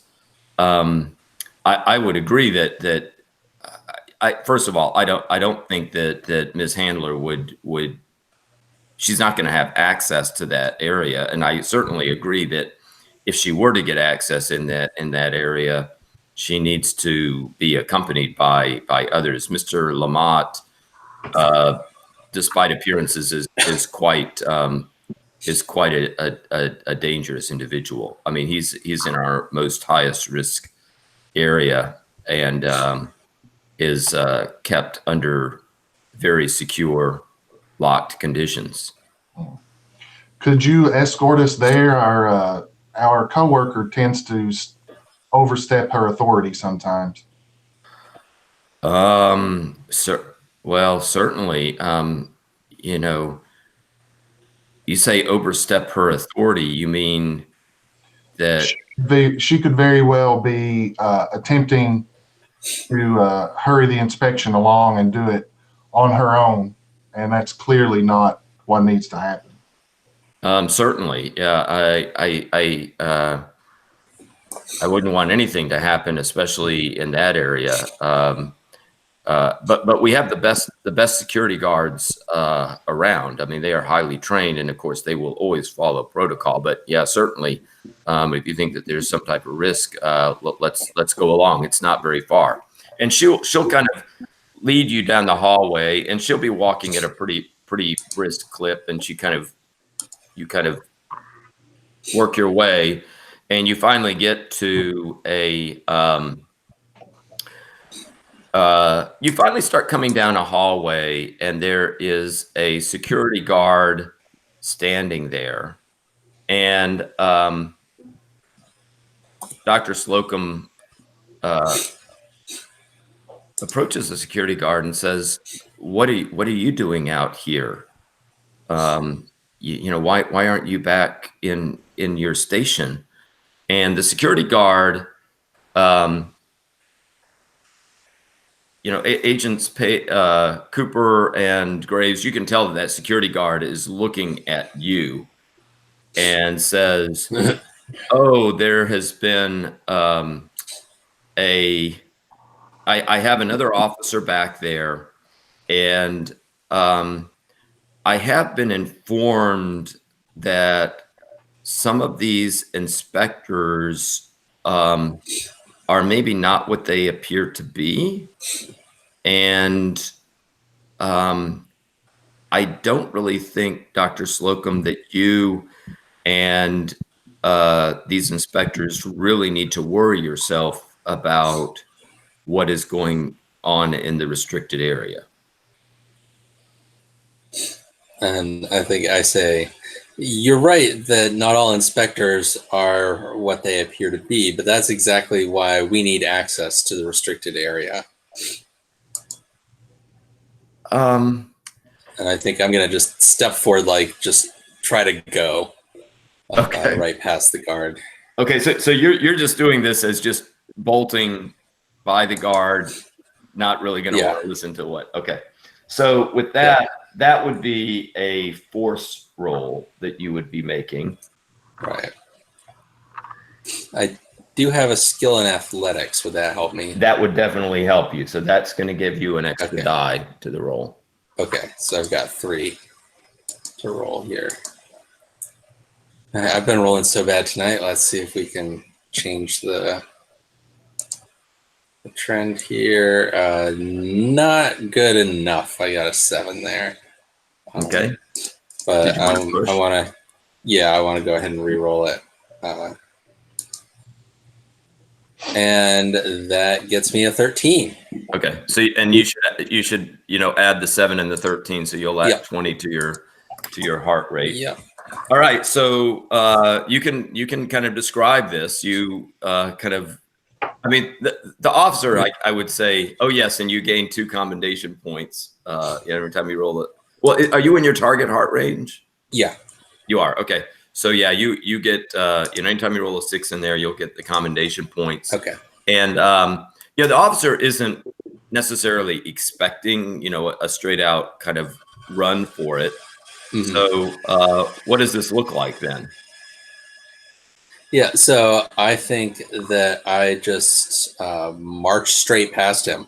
And I kind of slip around his hand. I don't know if he's gonna like chase me or anything. My goal was just to do the kind of thing where you're just so bold about doing something that people get kind of caught flat-footed and can't react and kind of let you get away with it because they didn't expect someone to just do it. Okay. Agent Graves, what are you going to do? So you've seen your partner kind of making a quick, not exactly running, but just kind of like making a quick, fast walk past the security officer.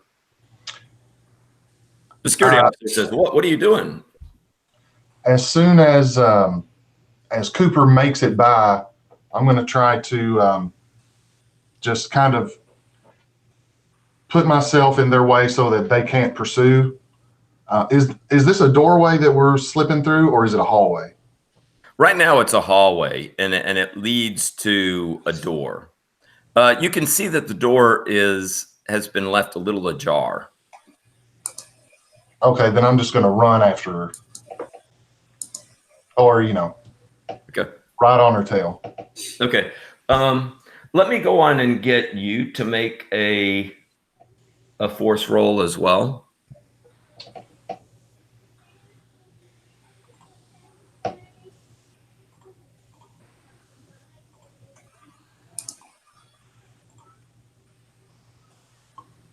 And what is your force? Is it 3? okay? Right. 3. All right. I only got 7, and I do want to. Oh wait. Strategy? Yeah, let me see. Can I? Yeah, so strategy is to incapacitate, subdue, capture, or process. In, in I that mean, case, how about I just take out the guard? yeah, I mean, yeah, if you wanted to use that strategy skill, that would be the way to do it. Is you would have to be kind of using your force along with that to do some type of subdual of the guard.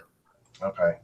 So you want me just to add? Let me add an additional die. Yep. So 7 plus.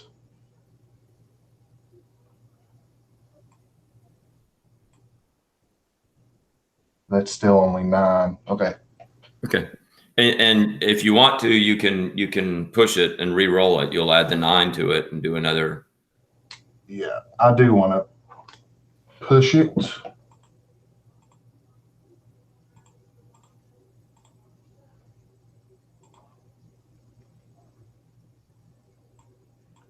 Uh, 15. Okay. So tell me what this looks like. You're doing some type of incapacitating or subduing maneuver here. So Cooper blows by, and as the guard is kind of in the midst of his, hey, what are you doing here? I'm gonna just throw an elbow right to the cheek, Okay. and hopefully he goes all the way down, and I just keep going straight down the. Okay. Yeah. So you kind of knock a blow that kind of catches him, and it's going to kind of knock him down, and he may not be fully unconscious, but it's enough that he's going to be dazed for a few seconds, and you're able to kind of move onward. And the doctor, seeing him down on the floor, she's gonna kind of stoop down to him, saying, "Are you okay? Are you okay? What exactly is going on here?" Okay. And then Cooper and Graves, you'll both be able to get to that door that is ajar. And if you want to go on and enter into that area, it's a big steel door, has a kind of small window that's very thick glass, has a sign that you can't read, but it's above the door. Yeah, I think entering right into there is the obvious course of action. Okay, so you kind of get in there, and it's a small wing of the hospital. There's by the door there's a security station, but it's empty, just like a little desk, but kind of clearly where a security guard would be, but there's nobody there right now. If you do a quick little inspection, you see that the doors are generally locked here, but there is a door down at the end of one hallway that is kind of wide open. If you go down there, you'll just see, you get to a room, and there is, down here, there's no real noise kind of going on, and that room is empty.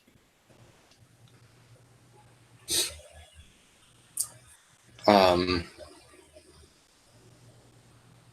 I'm going to say to make sure I say to Cooper, so our cover is definitely blown, I would say. So, yeah. So I think we need to quickly find, identify, and deal with our target. yeah. So we don't have time for messing around or trying to fool people anymore. I think we just need to find our target ASAP. The room with the open door, I don't want to linger too long, but I guess I'm just going to assume that this was Lamont's room. There's nobody in there. There is nobody in there. It does look like a patient room. I mean, it has a simple cot, has a table with a chair, some books on it. But yeah, it's vacated.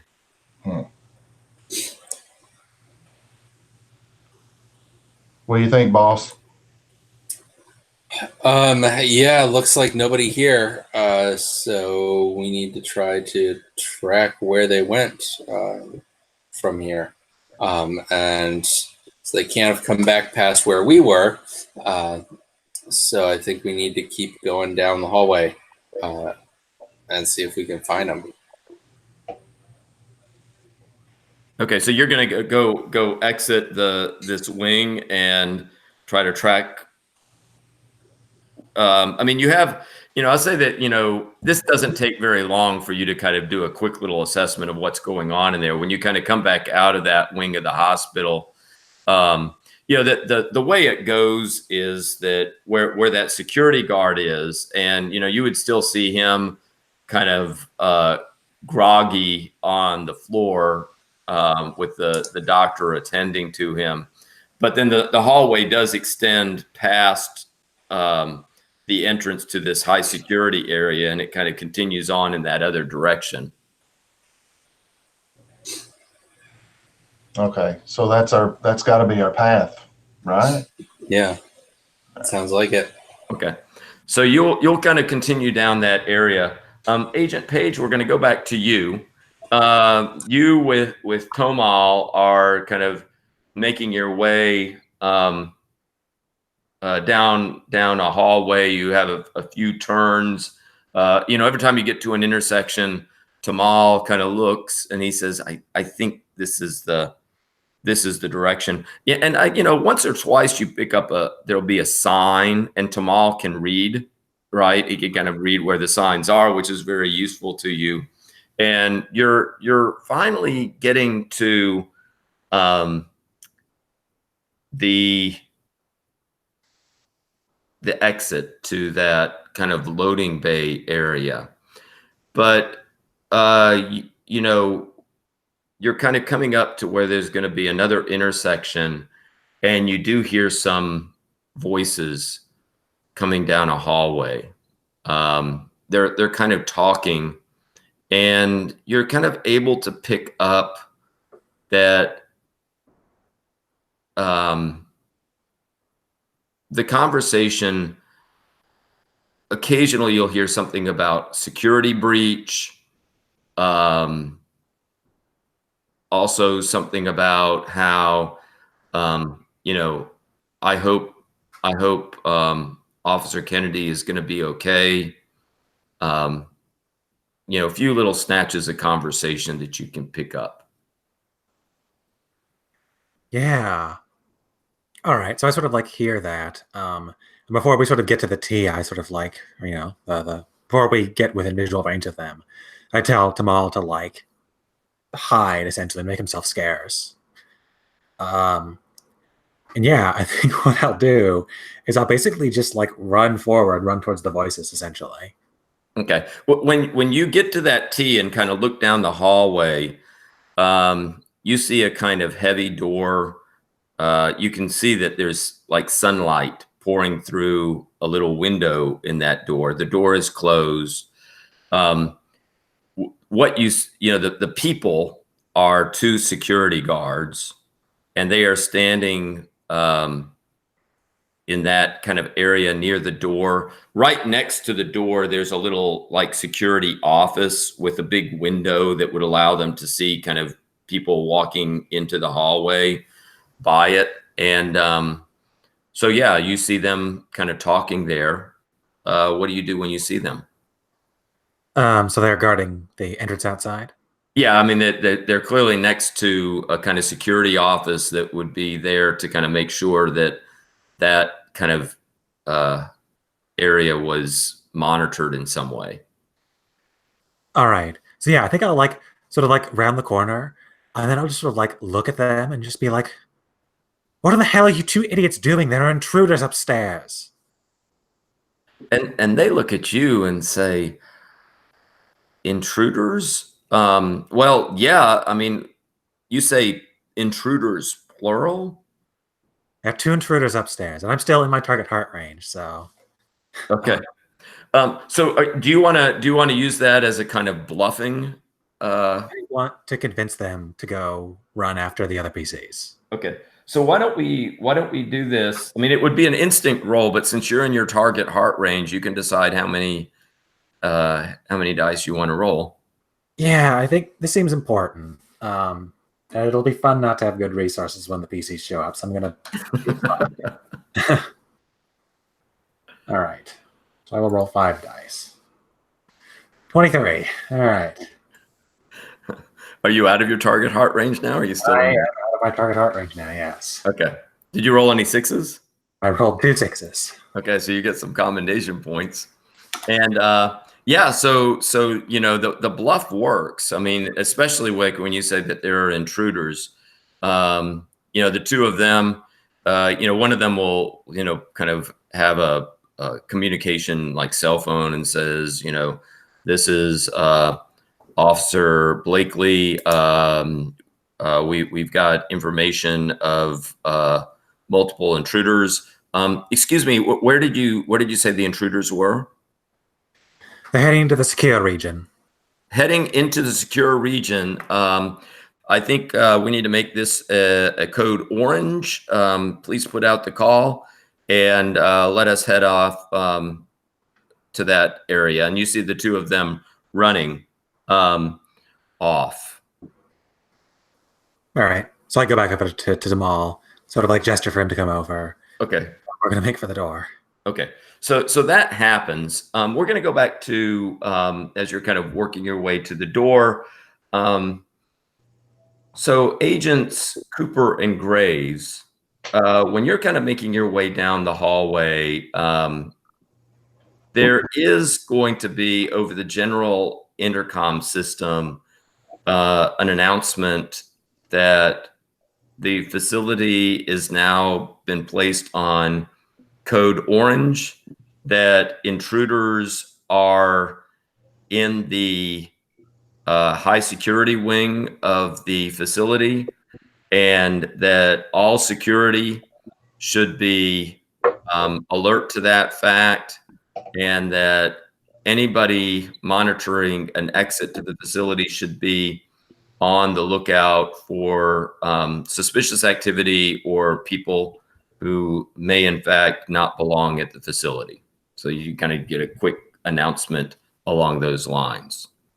Yeah, I think I lean over to Agent Graves when they say like intruders and suspicious activities. I'm like, I hope they don't mean us. No.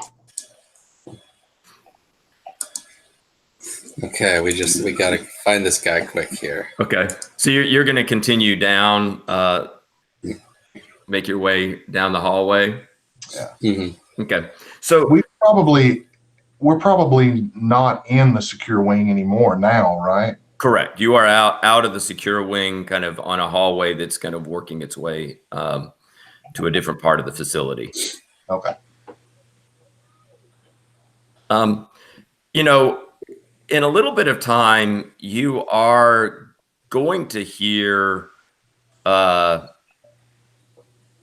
coming down one hallway, you are going to be hearing some footsteps running. And in a few seconds, they will probably be at an intersection that's ahead of you. crossing. Like you're going down a hallway and you can see that, okay, as you work your way down the hallway, the hallway would continue on, but there's also a branch that would go off to the right, and you hear these footsteps kind of coming. Seems, the sound travels very well in this facility in the hallways. It's like tile floors and concrete brick walls. So you can hear kind of coming down that other direction, some footsteps, some heavy breathing. Let's just hug the wall so that if they come around the corner, maybe we'll see them before they see us. Unless you want to duck into the room. No, I think your first plan makes the most sense. Okay, so you're just going to kind of back up against the wall. You'll see in a few seconds, you'll see these two security officers who kind of come into that intersection, and then they turn and they're coming down towards you. All right. And one of them says, maybe that's them. They're pointing at you. Do I still have our identification papers? Yes, you do. The one who says, I think that's them, you see that he's grabbing for a gun that he has in his holster. I'm just going to have our documents in one hand and just kind of give it one of these to see if they will stop reaching for their gun. However hostile they get is how hostile I'm going to get. Okay, so the one who's like reaching for the gun, he'll stop and he'll say, "Who are you? We are on Code Orange, and we have gotten a call that there are some possible people who have made a breach into the high security area." Yes, we're looking for the same targets, I believe, that you're looking for. Okay. And the officer looks to his partner and he says, "Okay, so you're holding some papers. What are those papers you're holding?" These are our identifications and credentials for inspection. There is another inspector here under false pretenses, and that's who you want to find. That's who we want to find. And I'll kind of hand the papers over. Okay.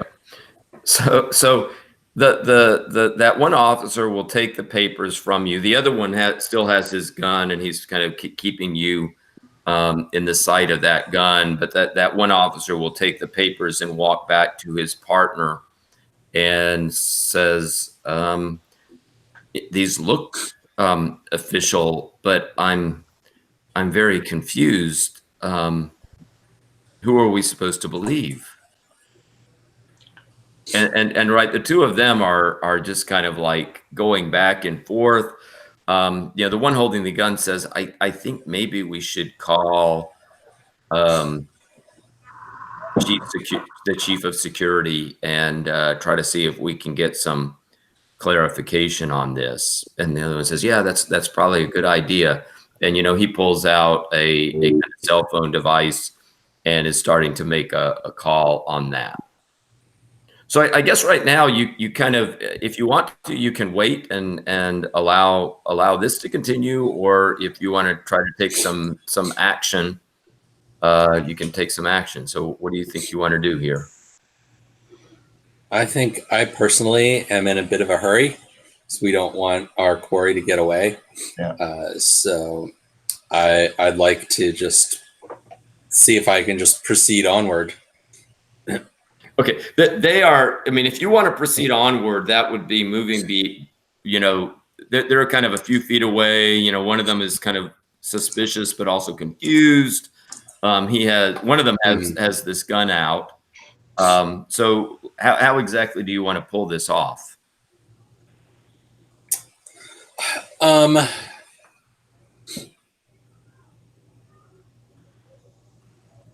So I think if if they're confused and somewhat distracted by the papers, and we're near the end of the session, so I have kind of nothing less to lose, I'm inclined to just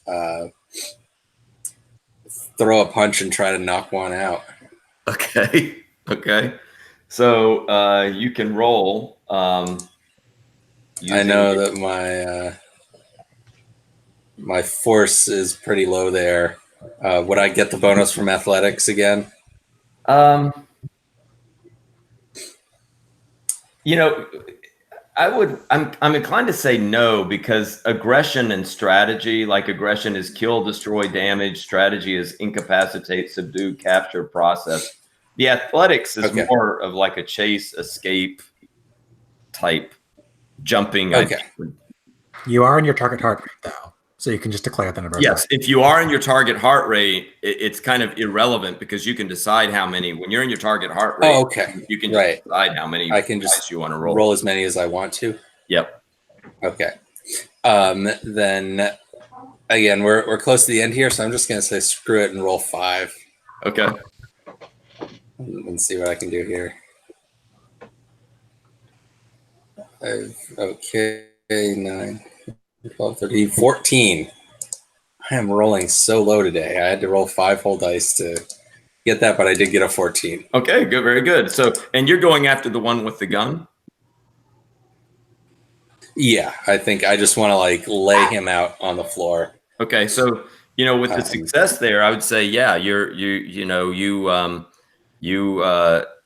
follow through with what your intention was. You catch him by surprise, and you kind of land a very clean blow on his jaw, and he drops his gun, and he kind of gets knocked flat to the floor. Agent Graves, what are you going to do? What I really want to happen is that I grab the gun and point it at the other guard and tell them to handcuff themselves together. All right. It seems like, the other guard is going to be surprised by this. So, you'll be able to get that gun, and that other guard, I think this pulls him completely out of his element. And personalities in Blue City, when they get pulled out of their element, they get very kind of confused and are, not really able to kind of process very quickly what's going on. But, he'll be kind of shaking when he sees that gun pointed at him, and you tell him to kind of get out the handcuffs, and he'll start to do that, and says, okay, stay cool. Stay cool. Nobody has to get hurt here. He'll proceed to start to kind of get the handcuffs out and to do what you've been asking him to do. Okay. So Agent Cooper, what are you going to do while this is happening? I think that I'm going to keep going down the hallway. I'm feeling pressed for time at this point because Paige may be getting away from us.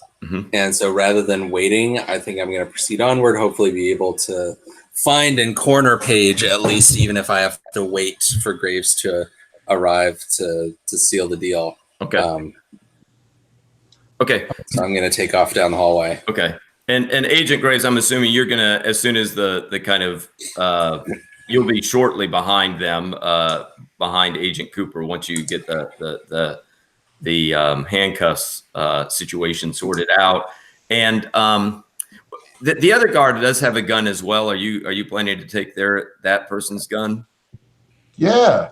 Okay. So you'll be double armed right now with some handguns. Going back to Agent Page. Agent Page, you and Tamal make it past that guard station through the open door. You're now in a kind of loading bay area, and there is a small box truck that is kind of backed up to the loading bay area. It's the kind of box truck that's kind of used as a kind of laundry delivery truck for both uniforms and sheets and things like that. You know, the back of it is currently open. They've been, you don't see anybody else in there, but it's kind of like halfway loaded up with some kind of sheets and things like that, some dirty sheets and, the kind of orderly uniforms and things like that. Sure. I'll real quick just check to see if the truck if the truck has keys in it, which I suspect it does not. No, it doesn't currently. It is unlocked, but yeah, the keys are not in it currently. Yeah, well, I am not in my target heart range. So this place was surrounded by a fence, right? And it only had one gate out. At least that you could see. I mean, that seemed to be like the main drive in and out of it. It didn't really seem to have another drive going out. There might be a gate where like pedestrians or something like that would be able to kind of get through. But yeah, there was the main drive in. And is the fence like barbed wire at the top, or is it just a normal chain link fence?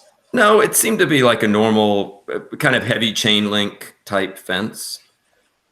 Would I have to roll in order to climb over it? With my 2 force. I don't.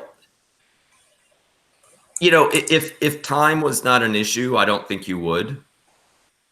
If like you were like in the midst of a chase and really needed to kind of get over there quickly, I probably would do that. But I think if it's a leisurely climb, that would be okay.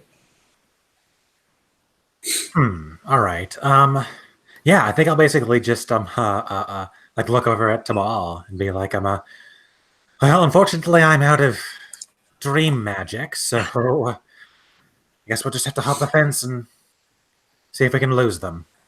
Okay, Tamal will say, okay, I think he looks at some of those dirty uniforms and he says, I think maybe I should quickly change into one of those first. Sure, that seems reasonable. Because I mean, he's wearing what clearly is like patient outfit there. So he kind of does a quick change. And just as he's kind of finishing up this quick change, you see Agent Cooper emerging from the doorway.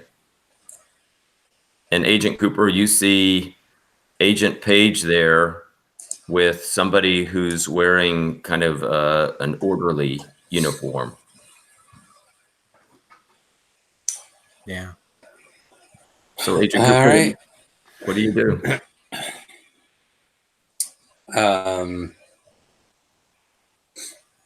So I think that I approached Agent Page, and I've got one hand like in my pocket on my Lacuna device, and yell to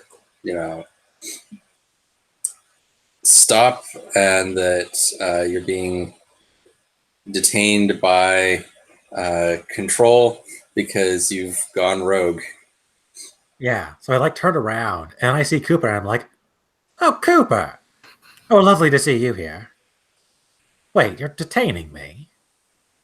Yes, we've been sent to detain you because Control is concerned about your recent actions, and we need to bring you back in to make sure that everything is as it should be.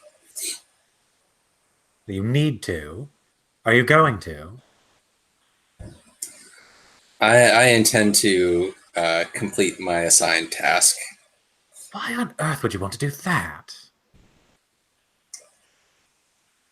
So how close am I able to actually get to Paige Yeah, I mean, in the course of this conversation? if you start getting kind of close, I'll basically like produce the gun.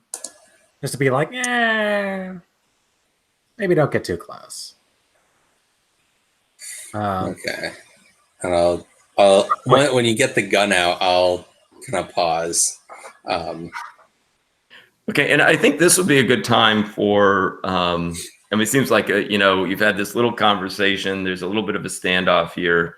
So, Agent Graves, by this point, you're able to come through the doorway. So you see somebody wearing a kind of orderly outfit. You see somebody who you would, you've gotten descriptions before of Agent Page. So you see Agent Page there with a gun, and you see Agent, Cooper, standing there as well, having this somewhat tense conversation. So, Agent Graves, what are you going to do? I'm going to draw down on Page, and or stay back to the side. I've got, if they're far apart, I've got a gun on each one. Or do I recognize this person as being Lamont? I'm seeing a mugshot. Yeah, I mean, yeah, but he's wearing different. I guess in some ways, for you, Instinct. yeah, it would be an instinct type roll. Did you want to roll for that? Well, yeah. Let me go ahead. I'm right. I'm not in any danger at the moment. Heart rate wise. Are you in your target heart range yet? I am in my target right now. Okay, so you can decide, however many you want to roll. I'm gonna roll 4. Okay.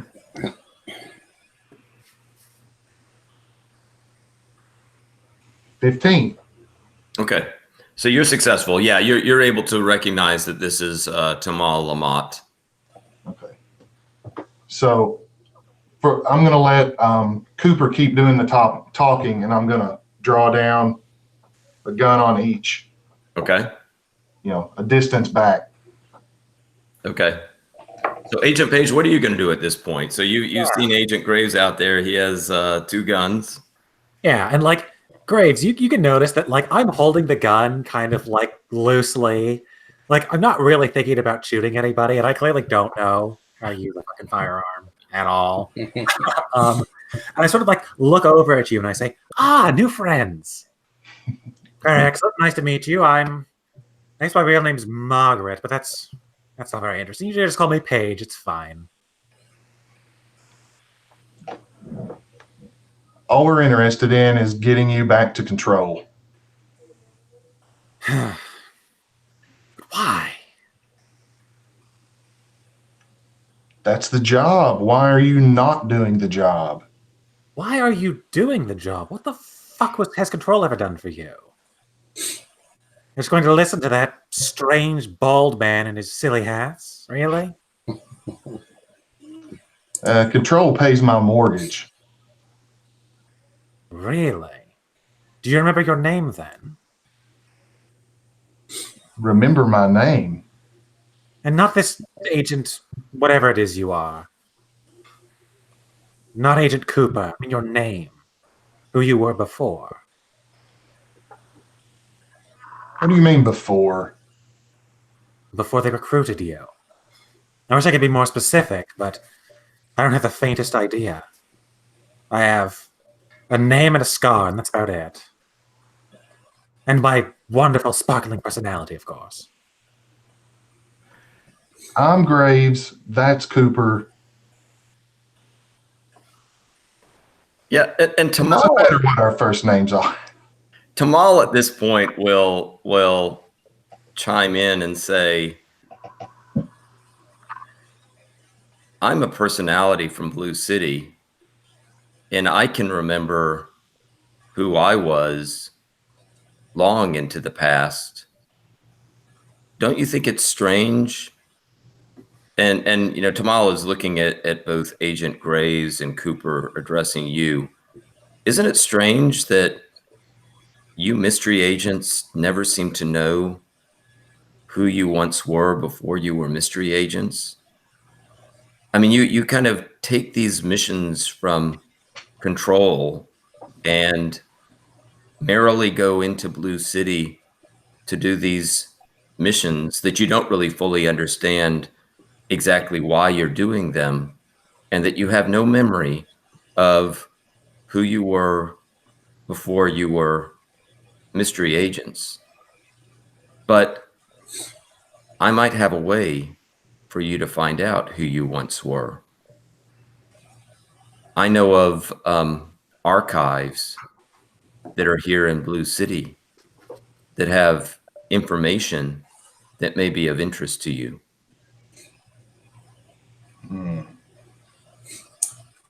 There's a lot of Oh, go ahead. I was just going to say, I'm going to be trying to take a cue from Cooper because I'm not 100% sure if this is the way personalities in Blue City talk or not.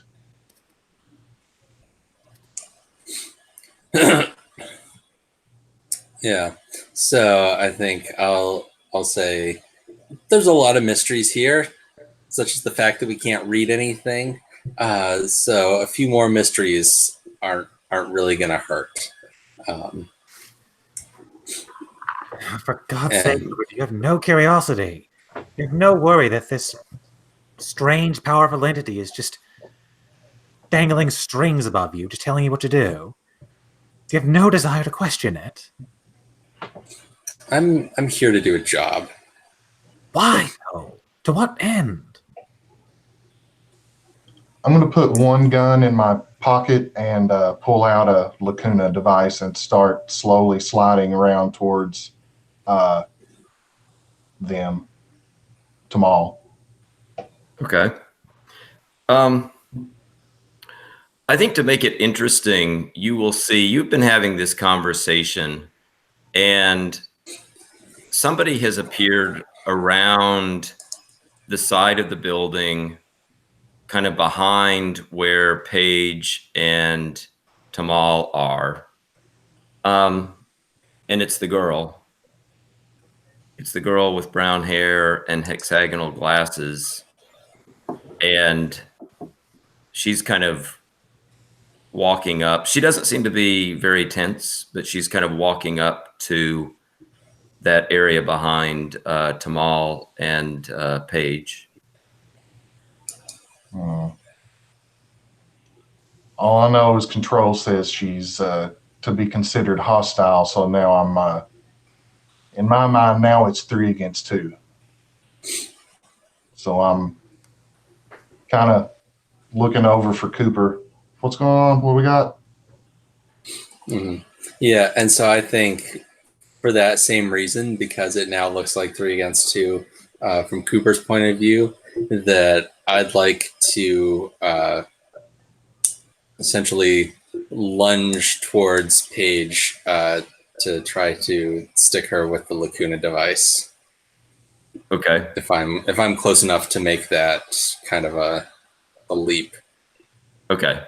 So I'll let you do that roll. Paige, what would you do if you see, what would you want to do if you saw, do I get a sense that he's preparing this? I think, depending on what you want to do, I think I would let you make an opposed roll and we would just kind of see what comes up with that. I would say that you and Tamal have also noticed walking up behind you this mysterious girl. Yeah. So I think probably as she approaches, I'll sort of glance over at her. I'll look back at Cooper and I'll just drop the gun, essentially. Okay. I'll take a couple of steps forward and I'll say, look, Cooper, if it's your decision, if you want to use one of those fucking things on me, knowing full well what they do, knowing full well the misery that they bestow upon their victims, and go right ahead. I don't have the power to resist you, nor do I have the will to take away your agency. But I will say this. I don't think you should be listening to Control. I think you should simply be listening to their orders.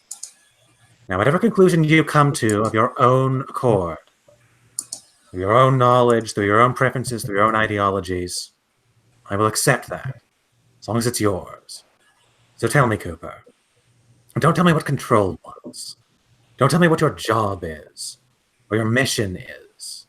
Tell me, what do you want to do?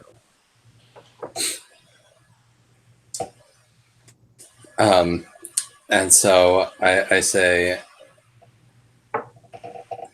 I want to take out a dangerous personality, and I'll stick you with the device. All right, I don't resist.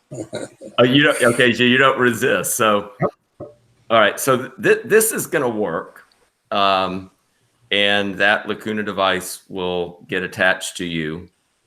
And while that is happening, Tamal, seeing that you all are kind of focused on each other, Tamal has joined the girl, and the two of them hold hands, and you will see the two of them kind of phase out.